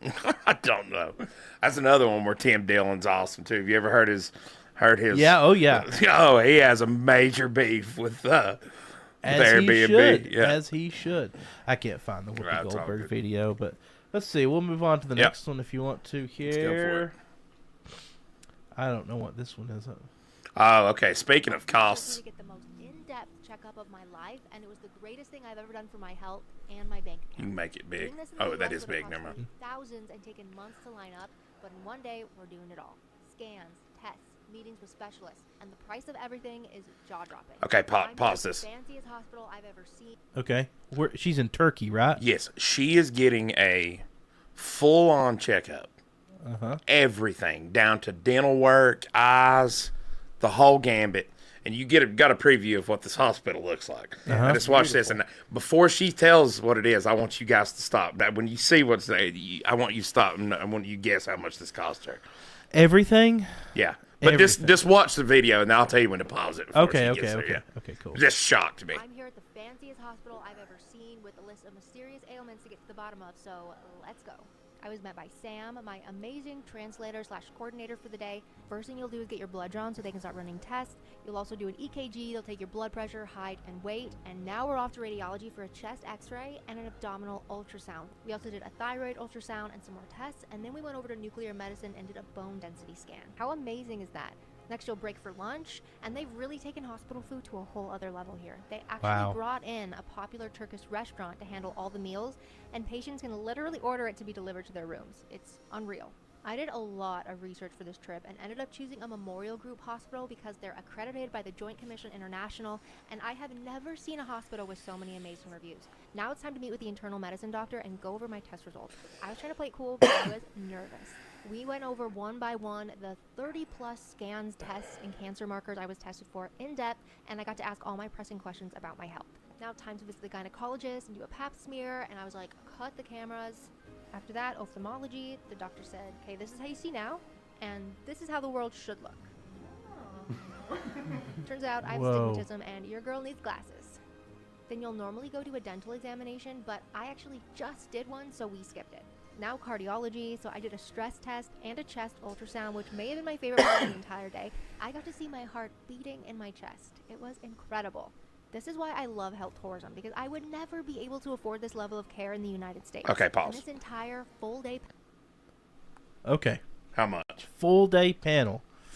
Are we talking about U.S. terms, or are we talking about U.S. dollars? In the She U.S.? gives it in U.S. dollars. Yeah, not what it would cost you. What do you just think that this costs? Yes. Really, knowing that it's cheaper. Okay. For sure, else you wouldn't have made the video. What do you think it costs? With insurance? Without insurance? No, this is no she paid for insurance. out of pocket for all this. No I'll insurance. say $5,000. Okay.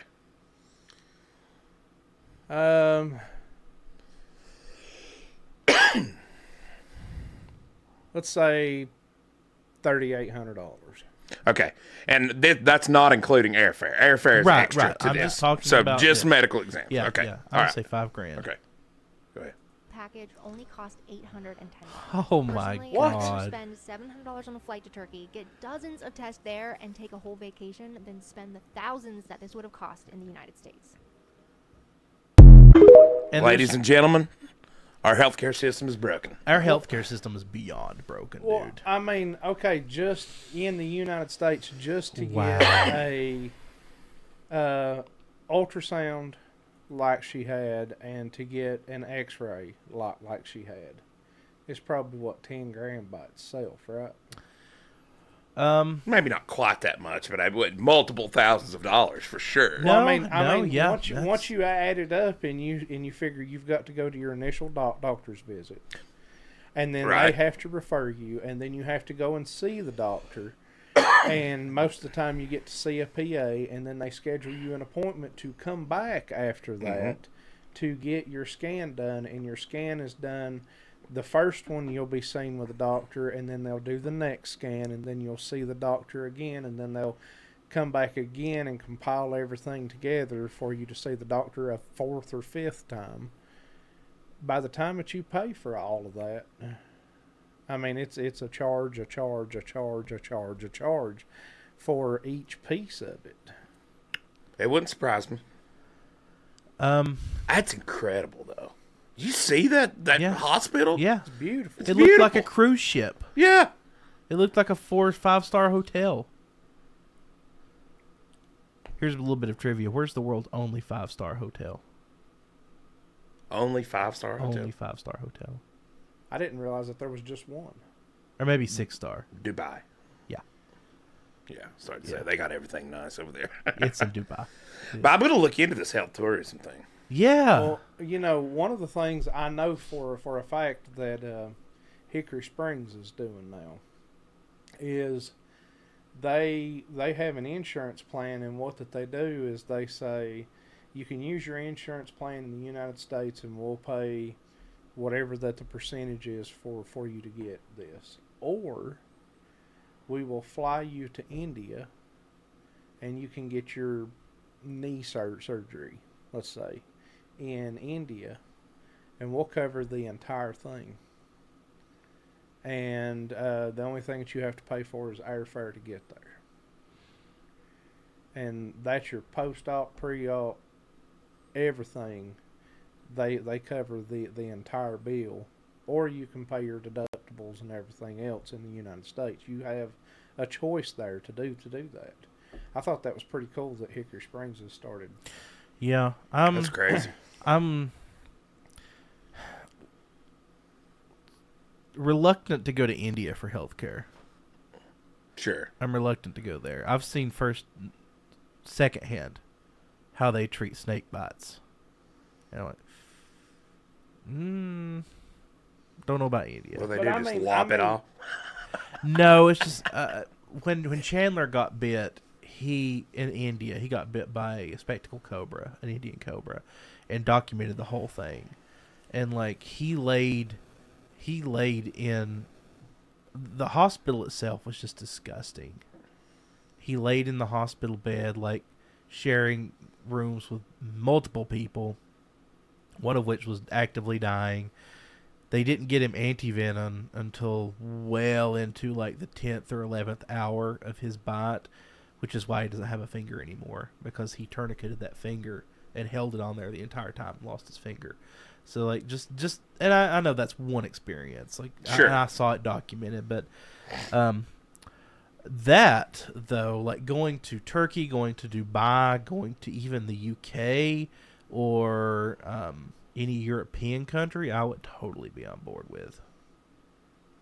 That's just crazy to me, dude. It's awful. I mean, I played that same experiment. I was like, oh, that's got to be $10,000.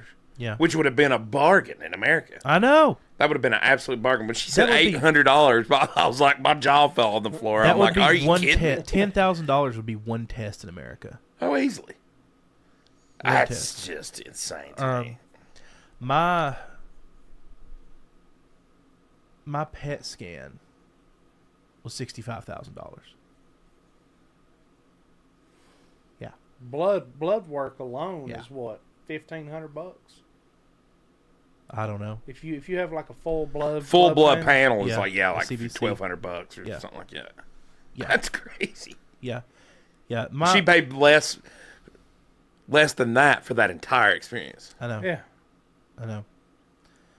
Yeah, any kind of nuclear medicine in the United States is outrageous. Insane. An MRI is $4 or $5. I think my portion of my last MRI I had to pay was like $600. I think the whole thing was upwards of like $7,000, somewhere in there for an MRI. Dude, that's crazy. CT scans are like $4 or $5 grand. Yeah, we need to all take off and go to Mexico and get us some stem cells. That's right, baby. Damn right. Get some stem cells in that foot for them. Yeah, for my shingles. I don't know if stem cells. I don't know. Shingles. That probably isn't. They'd probably just make more shingles. Like the stem cells just turn into shingles. My whole foot like fucking throbs off. Be like, oh my god! Holy shit, dude! I cannot stress anybody out there that lives with shingles. God bless you. God, yeah, my heart goes out to you. Oh my god! And there are people who just keep them. I know. I couldn't imagine. This is my second flare up, and I will never do that. I will amputate this mofo before I do this again. Oh my god! That's the way I felt about gout. I was like, just take the toe off. Yeah, just take it off. It ain't worth it. All right. What's next? Next, we got the old man. This guy's good. Hey, Dad, do an impression of Joe Biden trying to explain the difference between tangerines and oranges. Tangerine. I was a kid growing up. This was in Kentucky. Civil War just ended. And there was a tree. My father planted the tree. Tangerine tree. Anyway, Abe Lincoln said, I'm going to cut down that cherry tree. No, the other guy. Anyway. What was the question? I thought that was pretty good. That's pretty spot on. Anyway, the other guy. What was the question? What was the question? Okay, here we go. Oh.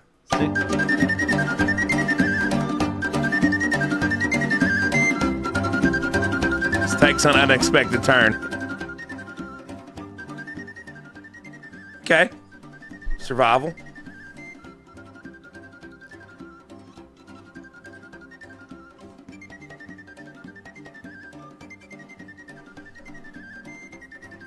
Damn, she's just dry shaving that. Could you imagine the smell? What in the world? Wait a minute. What? How did we get to that from that? That's like pubic hair chicken, son.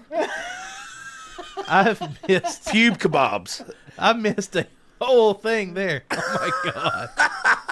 Where'd she get that meat at? That's the main thing. I guess there's so many ways you can go with this. Do you really want to be cooking your chicken over some pubic hair fire? No, I don't. You're in a survival situation. You're trimming your pubes to start a fire. Where do you get this luxurious meat from? And the skewers. Yeah. And here you see the nice. No, I guess that's wood. That's charcoal. That's coals from wood. I have a lot of questions. It's got block laid on both sides of it. Look at that picture. Yeah, that's. She really did She really did. She did something in between takes. She did. She really did. I have some questions there. Okay. Oh my god. This lady. Sheesh kebabs. You go. Okay, wait a minute. Don't even talk. I could tell. You could just tell. You could just tell. You could just tell. This is gonna be a cringe take. She's all right. First, let's guess the age. I don't even care about the age. She's full on. She's insane. over 40. Definitely. I'd say she's probably early 50s. She probably speaks with a little bit of nasally speech. I'm not gonna even pretend like I know anything about this woman except I can guess every political view she is going to have. 100% with 100% accuracy. I can guess this woman's political views 100%. Yeah. So why aren't we calling for the felon to step down?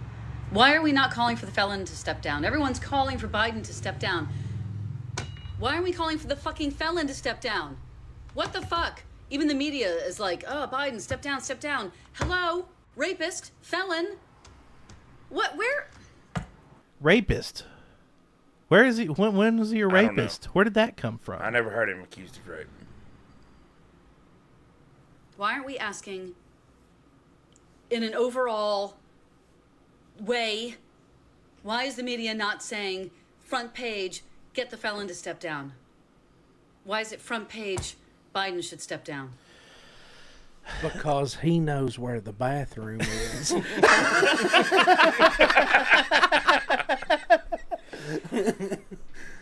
And all you MAGA, don't even, okay? Don't fucking even. Don't you even vote for a rapist, okay? So are we? Are we? First of all, I'm not MAGA, so thank you for that. This is a woman who gets all of her opinions from CNN. All of them. You notice she said, even the media. Yeah. It's like the media's supposed to be on Joe Biden's side. Well, okay. Now, there's so many things to unpackage right, here. I know. You just said that you're not MAGA, No, right? no. So I can conform to that and I can understand that. But with the two-party system, if you vote for Donald Trump, everybody's going to say that you're MAGA. That's even fine. Even if you're not. They can say that. And if you vote for Biden, everybody who is on that side is going to be like, woo, you're a liberal. The problem with politics that I find is I kind of sit on the fence on most everything. Sure. Most people are in the center. Yeah. Most people are in the center. And this, it feels like it gets more and more and more deranged and delusional the further that we go along. Well, here's the thing. This was I had a different take on this. Okay. When I first watched it, I was like, I get it. I get it. She's right. But this is where we're at. Mm-hmm. What is Chase Thomas does not control politics. What is she right about? She's right. They probably should call for him to step down. Why? But they won't. I mean, the whole basis Why should they, though? of him being a felon, the reason Because he's a felon. That doesn't disqualify you. And it doesn't. But neither does old age either. No, but not having your mental faculties does. Theoretically. So let's ask the bigger question there too is, this felon thing gets brought up, but the reason why that he is a felon is much. Well, it's because it's political lawfare. Here's the problem. Let's just forget that. All I'm saying, the point I'm trying to make is she would have a point in any normal thing. If there was a normal politician, you know what I'm saying? In not clown world. My point exactly. In not clown this world. is where we're at. Yeah. We literally have a felon running against a guy that dumps himself. Yeah. Well, it's so funny. I won't refer to him as a felon because they've made him a felon under silly terms. Sure. Okay, let me ask a theoretical. Let's say Joe Biden does step down, right? Okay. And Kamala, whatever that she wants to be called. It is then her choice, to step in as vice president. That's the way that it's supposed to work due to the 25th Amendment. Correct? Mm-hmm. Right. If she says, I'm going to run for president, she has an even lower approval rate than Joe Biden has. Oh, yeah, she'll lose. Well, all right.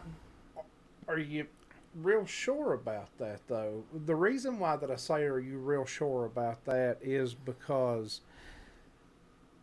this whole gang of people who are on the left hate Trump so much that I feel like you could put a stick with two eyeballs glued to it up there that says, I'm a Democrat. And they would vote for whatever that is. I agree with you. I agree with Jerry on that one. I think it would be closer than you'd think it'd be. I think more people will vote for Trump in secrecy than you would think. I don't think that those polls are accurate at all.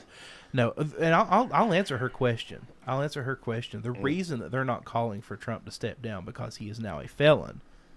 Asterisk. There's felon. no grounds. Not even that. Because if that happens, that sets a legal precedent. And all the Team Red has to do from there on out is get their political opponents embroiled in some political lawfare, charge them with some bullshit felonies like they did with Trump, and then there you go. That's why the media is not calling for him to step down. Now, they will tar and feather him as a felon, and they'll bring that up incessantly, but they will never fully call for him to step down or for anything to be done to him because he's a felon, because if they do that, the Republicans will do the same thing. One of the things... Theoretically, they could do the same. I'm not saying they will, because Republicans are pussies, and they won't do that. Mitch McConnell will be like, to whom this may concern, write a stern letter. Meanwhile, the left is out there assassinating their opponents, so it's like not even the same fucking game. Well, during the debate, the one thing that Biden said that actually had coherency to it was he said that Donald Trump had the morals of an alley cat. Oh, that's some bullshit. That seems like that's something coming that I've from heard him repeated time and time again, and that's what I was getting ready to say. This is a man, and albeit it's not really his fault, but in a certain way, maybe his child is probably one of the more awful human beings that there is, from everything that I've seen, with everything to do with Ukraine, with everything to do with Russia, with there being an actual collusion there. And, whenever you talk about that, they're like, oh no, don't talk about everything that went on with his laptop. And It's hilarious that Joe Biden will say that when Joe Biden he was the first time he actually ran for president, he was disqualified for lying. He is the Manchurian candidate. No, he's just a piece of shit. But and that's why I don't feel sorry for him. And, being a bumbling old man, because he is a power-hungry despot, has wanted nothing more his entire life than to be exactly where he is right now. And he will not give that power up easily. Also known as a career politician. Yes, yeah. Also Those are all the markers of a career politician. The one thing that I can definitively say, and I've been watching his impeachment trial for quite a while now, and the one thing that I can definitively say is he is 100% deep in the pockets of China. Just by the cell phone records, how that they've talked to each other, the back and forth between him. No, I'm not familiar with any of this. Candidates. I've been watching this whole thing, and there was a lot of behind the curtain meetings that he has had with Chinese people, and you can go on your computer and look it up. It's there. You got to dig for it, but it's there, and they have been talking about it in Congress on the impeachment trial, and they actually brought up pictures of the cell phone record, and every Democrat in there was trying to knock this down and say, no, you can't do this, and they had to bring it up to vote. And whenever it got brought up to vote, and they showed what that he had been saying to these constituents that he had, who are very tightly tied into the Chinese government, he was having behind the curtain talks with the Chinese government and people who were of a higher power in the CCP. Yeah. That's scary. Joe Biden is one of the worst human beings that has ever lived. Ever. You think so? I think so. And yeah, absolutely. I think Joe Biden just... His entire career has been fake. His entire career has been a lie. Everything he's ever said. I mean, hell, he was caught plagiarizing speeches from Martin Luther King Jr. Yeah. From MLK. Like, everything the man says. I think he thinks he's real slick. He does. Because if you listen to old Joe Biden, he was always kind of like, yeah, I tell you, guy, what's up? And then he's like, oh no, I got you. He's from an pull era. it over on you now. He is from an era. It was just like that. He's from an era where there wasn't the internet, where you could look something up in real time, where people couldn't put two and two together as quickly as we can now. Right. We can't multiply 1 by 1 and get 2 like we can now. And he's from that world where you could say whatever you wanted to. Hey, Autumn. You could say whatever you wanted to, and by the time that it was found out to be a lie or bullshit, it was already so far gone, so far removed from anything that was relevant and happening today, it wouldn't get covered. Yeah. Now's not the case. But see, he still lives in that world. In his head, that's where we're at still. So he can get up on stage and plagiarize a speech from Martin Luther King. In his head, thinks it's all right. It's fine. Or he can say some shit, like in the debate that he did. Oh, what's up, Noah? Yeah, Autumn Night is Noah. What's up, Noah? Hello. What's up, Holly? What's up, Tyrus? Let's talk about what Holly said right there, and how do you think that would go? If Kamala steps in, whoever she nominates for VP must be approved for the Republican-controlled House. Is that true? That is true. That is true. Really? Yeah. That's an odd thing. Vice President Donald Trump. Well, who's she gonna get through that? I mean, I guess I'd just have to let her have one, but they could make Donald Trump vice president. I don't think they get to appoint it. They just have to approve it. Oh. Yeah. Yeah, I don't think they have to. They get to appoint. Yeah, they just have. It has to be approved. Who are they going to put there that they're going to approve?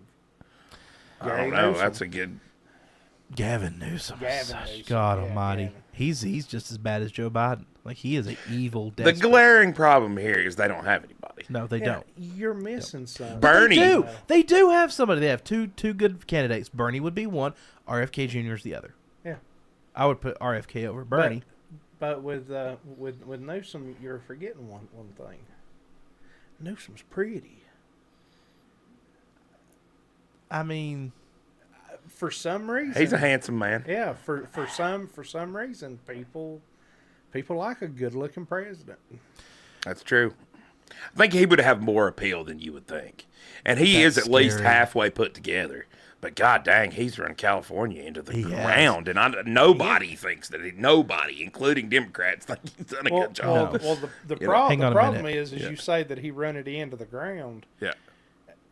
That means that no, it's way below the ground. Right. Is where So he's run it. all right, Noah saying good night. Good night, Noah. I love Good night, you, buddy. Noah. Have a good one, man. Yeah. Gavin Newsom. Yeah, Gavin's a horrible, horrible man. He's destroyed California. Absolutely destroyed California. Oh, I guess they also have Gretchen Whitmer. She could, I'm sure she's probably got another kidnapping to fake or something. I don't know. Can you believe that shit? Their best option would be to put RFK up there. It would. If they want to keep any kind of Democrats in power, their best option would be to but they're going to run with Biden, and we'll see what happens with the election. I didn't realize until the other day that Nancy Pelosi's like 91 years old. Yeah, that's crazy, isn't it? She is. Why old. would you? I mean, she should have retired at least 15 years ago. I don't know why you would continue with that. I just don't even know why. I mean, that's a grab for power that you're just there because you sat at a She's place of 84. power. She's 84. I thought Still, she was I mean, like that's older 91. than older than Joe Biden and Donald Trump. He recently had to admit having an affair. Newsom did. Yeah, he did. I saw that. Yeah, I watched the way Newsom behaved during COVID, and it was really, really bad. Okay, here's one. Trump VP. What are you thinking? Ramaswamy. I would love for it to be Tulsi Gabbard or RFK. That would be my pick personally. Would be Tulsi Gabbard. But I think it's going to be Vivek, or however you say his name. But you can't use RFK, and that kind of sucks because. Why? He could. Oh, I mean, he could, but. Okay, so is he not waiting a while? Like, this is normally a candidate has chosen a vice president by now, right? I think he's supposed to announce it at the convention. At the convention, which is in July. Yes, it is this month. So this month, yeah. Well, I mean, let's say, who do you think it's going to be, and who do you want it to be? I think it's going to be Vivek. I want it to be Tulsi Gabbard. Well, they said after he finished the debate that Vivek, which by the way, I didn't know that until yesterday. That's how that you actually pronounce his name is Vivek. Like Vivek Ramaswamy. Yeah.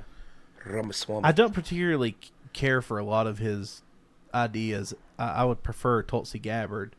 I think she would get more votes for Trump. But you get you a little curry in the White House, and it's going to be on, son. Yep.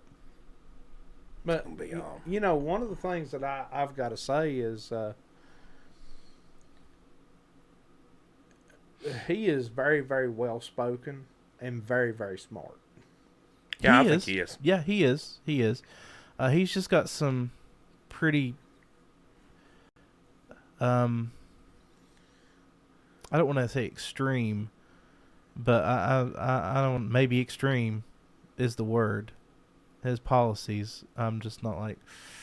I don't know. I'm a little more moderate than him, and that's why I like Tulsi. That's why I would like Tulsi to be Trump's VP. I've thought about the Tulsi thing a lot, and I worry that hitching her wagon to Trump might hurt her brand, though.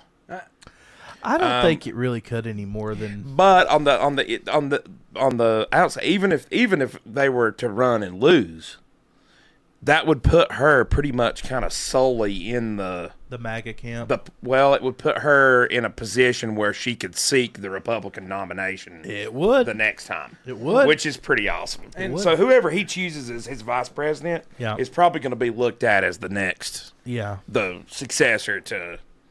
Because I don't think he'll run again. Even if he loses, I don't think he'll run I don't again. think he will No, either. I don't think he will. No. Now, somebody that nobody talks about, and there's plenty of good reason for it, but I think it could be a possibility. What about Ben Carson? I'm not a big fan of Ben Carson. I'm not either, but I'm saying. I mean, it is a possibility, but I think that would hurt Trump. I like Ben a lot. He's just not got much of a personality. No. He's, I think that would hurt Trump more than it would help, honestly. Holly says Tucker Carlson. Mark Robinson. What if he went that direction? Mark wouldn't accept it. But. No. I have been watching some of the stuff that Mark Robinson's had to say here recently, and he seems like he's on the up and up. Mark is a very passionate guy. He is. Some things I agree a lot with what he's saying, and other things I'm like, wow, that's a shit take. Well, it's just a lot of bluster with him. You think so? I like his comments about abortion. I know you've heard them. Like he's it's way out there.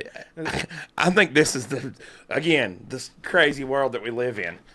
Honestly, Donald Trump has the most moderate abortion take. I know of all time. I know he does, and it's like people are like, look at this extremist. Well, he has never said that. No, never.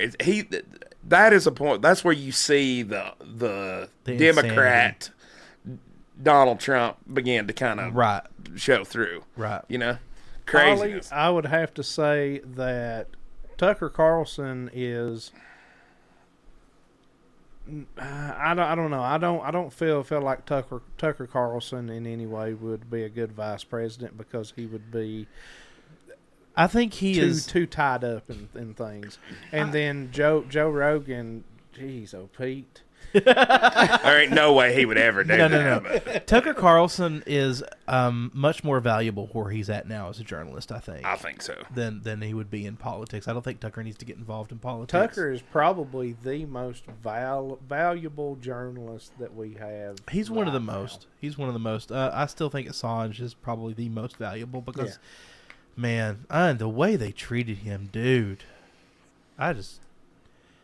Again, and that's why, at the beginning of the episode, the beginning of this show, when I was talking about how they could JFK Trump, it's like, look how they treated Julian Assange and Edward Snowden and these whistleblowers. And, I posted on Facebook today the little Boeing whistleblower toy. Did you see that? And that happened under George Bush. Yeah. That's how long ago that was. Uh-huh. If they wanted to, the Democrats don't have to take. They didn't have to take credit. They could have came out looking way babyface in that by just pardoning Julian Assange. Mm-hmm. But they're there to protect the entrenched politics of the whole thing. 100%. You said a name right there that left me to deem a question. Mm-hmm. What's your take on Snowden? Snowden, I think he is a valuable whistleblower. I think that he it's my opinion. People can throw rocks at me all that they want to. I think he should be granted amnesty and be able to come back to the United States. 100%. Oh, 100%. Yeah. 100%. All he did was blow the whistle on the fact that we're all being spied on. Yep. Yeah. Yep, he sure did. Intensely. And why that they took the action that they did is, at this point, looking at everything is kind of beyond me. I know that they didn't want it, but how could they put the target on themselves that much by... saying we're coming after you? I don't know, man. That whole saga is a whole other thing to try to unpack. Yeah, it is. For God's sake, that's been years. How long ago was that? We're talking George Bush. George Bush era. Yeah, that was the last. 2008. Yeah, at the very least. And yeah. it was before that. So you're talking a long time ago now. Yep, the Patriot Act. Mm-hmm. Crazy. We got any more of these? Yeah. Yeah, we do. We've got 2 more. Okay, let's hit them up.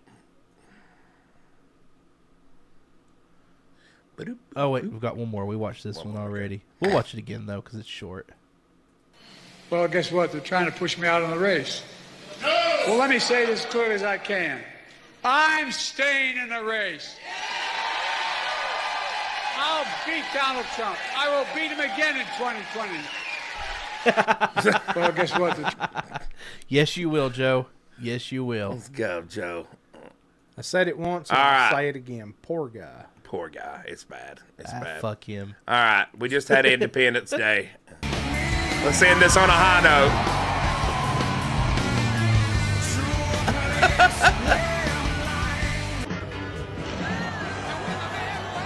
What?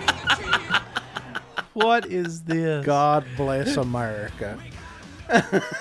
That's what that is God bless America. Look at this Subaru. The little Subaru. Oh, it looked like it was going into the crowd. So this is how Alaskans celebrate the 4th of July right here. That's awesome. Play patriotic music and drive cars and trucks over a giant cliff. Yeah, I had to mute it the last video that we played any songs, then we got a copyright strike on it. Oh, did we? Okay. Yeah, we did. Right. I fought it, but it's still there. It hasn't been removed yet. That's hilarious. Look at this. Boom. Buddy in RV does not stand up at all. No. It just melted completely. Well, I mean, all God it is bless the USA. is ladies really and gentlemen. sheet metal Yeah, that's it. with some wood frame. Wow. So yeah, this is how Alaskans celebrate the 4th of July. So Holly there says they let Assange out right after Trump said he would pardon him. It took ammunition away from Trump, pull on the Libertarian Party. Yeah. Yeah, no, I agree with that 100%. She's right there. Yeah, it did. It took all. And that's the only reason they did that. 100. And they didn't even pardon him. They didn't even pardon him. No. They gave him released some bullshit deal and made him cop to something. Yep. Bullshit charge, which again I think is just a slap in the face. It is, and then it's they like made you didn't him do anything wrong. Made him pal. pay for his airfare home. Like $500,000 too. Because he had to fly private. Because he couldn't fly on any. I don't know. I don't know. I reckon that. I don't know. I don't know the logistics. Imagine you of just that, got on a plane and Julian Assange was sitting there with you. Holy shit, dude! That's crazy. Like he's been in prison so long. I forgot he was Australian. Yeah, I know. I did too. I thought he was an American. I really did. Then I was like, oh yeah, he is Australian. Yeah. We used to talk about that when we lived there. Mm-hmm. But between him kind of waiting in stage to be arrested and once he was arrested and prosecuted and everything else, he spent so much time in there. He spent 6 years in prison with no charge. Held in the UK on behest of the United States with no charge whatsoever. Yeah, there's your speedy trial. And yeah, right to due process. Yep. Right to of course, I guess he's not an American citizen, so you don't have to give him that, but still, it's bullshit. Yeah. Yep. And don't forget about old Ed Snowden. Do something for him, too. Yeah. I implore you, Donald Trump. I know you're not watching. Low-hanging fruit. It is. It really is. What do you mean he's... I guarantee you Donald Trump is watching us right now. Right now, watching our live stream. Yeah, he is. You guys are good. I'm going to go on their show. It'll be great. I know the people. They have a great show. It's a great little show. I walked in there and said, wow, it's a great show. Best show I've ever seen. I like those guys. They're I'll smart say guys. it. Yeah. I'm not afraid to say it. You know, back to the libertarian thing. Mm-hmm. One of the things that I feel very strongly about, what makes me pretty much define myself is I believe whenever we have big government issue, that is a big government thing that should be handled on that scale. But for everything else, it should be handled individually by the states. Mm-hmm. And there should be some kind of intersection amongst either groups of states or whatever, where that people can sit down and say, what's the best thing for us to do right here? Mm-hmm. Well, government is best handled on the local level. Yeah. Because those people actually care. Yes. And they understand the dynamics of the areas. Yep. Mm-hmm. Because what is good for Maine is not good for California and vice versa. That's true. Well, that's what I was saying at the beginning of the show. You've got, it seems like now both parties want top-down control. They want top-down legislation. They want national level laws on everything. And that's not, again, that's the antithesis of the United States. Stop speaking oligarchy. Oh, yeah. I mean, this has been an oligarchy for years. It has, but so true. But Josh, shh. Yeah. No, I will not. Shh. I will always say we live in an oligarchy. We do not live in a constitutional republic or a democracy. We live in an oligarchy, and we are given the facade that we live in a democracy or a. No, we don't. But no, or a kind constitutional republic. Wouldn't it be kind of a capitalistic oligarchy? No, it's more serfdom. We're very much so headed towards a caste system. That's bad. It is bad, but I mean that's just the reality of the situation. Well, government only grows at the expense of individual liberties. Yeah. That's it. Local government, state government, federal government, and the worst of those is the federal government. 100%. You know what I mean? Anytime the federal government makes a move, it's always to either take your money or take your liberties, period. Yep. And that's the only way it grows. Yep. God bless the United States, and I hope we can figure it out. Figure it out, Joe Biden. God dang it. Somebody figure it out. Come on, man. You know the thing. Come on, man. You know the thing.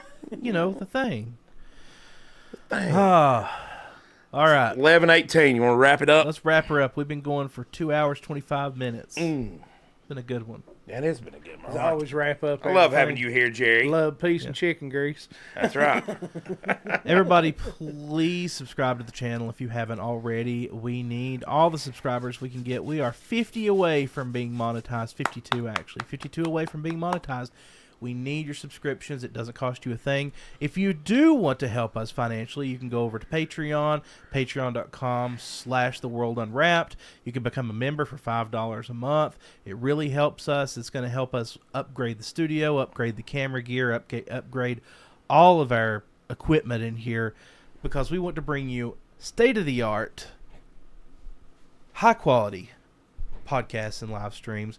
And it also will help us be able to bring guests in, because right now a problem we're running into logistically is we can book some larger guests, and I would love to have them come into the studio, but we have to pay airfare, we have to put them up for the night. There's a lot of cost that goes along. I mean, a lot of cost that goes into doing this. So, this is where we're at right now until we can start getting some money coming in from this podcast, because I can't afford to pay out of my pocket to fly people in from all over the country. Why not, Josh? I know. I would love to be able to, but I can't. So, if you want to support us, you can do it there. You can donate. In the description below, we have a link to PayPal too. Any way you can financially support us is amazing. But the biggest thing you can do is subscribe to the channel, share it out with your friends, and give us your money. Happy Independence Day weekend. Happy Independence Day. Yeah, it's the 5th of July. I'm going to go take some more narcotics because my foot's starting to hurt again. That's how that you celebrate the Independence Day. It is. Weekend. I take Dude, narcotics. I woke the dead last night with my fireworks. Yeah. And I'm telling you right now, it sounded like a war going on. It was awesome. I was so knocked out last night when I got home from the hospital. Thank God I did not hear a peep of a firework. It actually woke me up before I went to work. I heard boom, boom, boom outside my window, and I went, man, I just want to sleep until I got to get up to go to work. Yeah. Legal narcotics, by the way, prescribed by a doctor, because I need them. I'm not doing recreational narcotics, by the way. Never forget, folks, we beat Medicaid. We beat Medicaid. Batacalf care.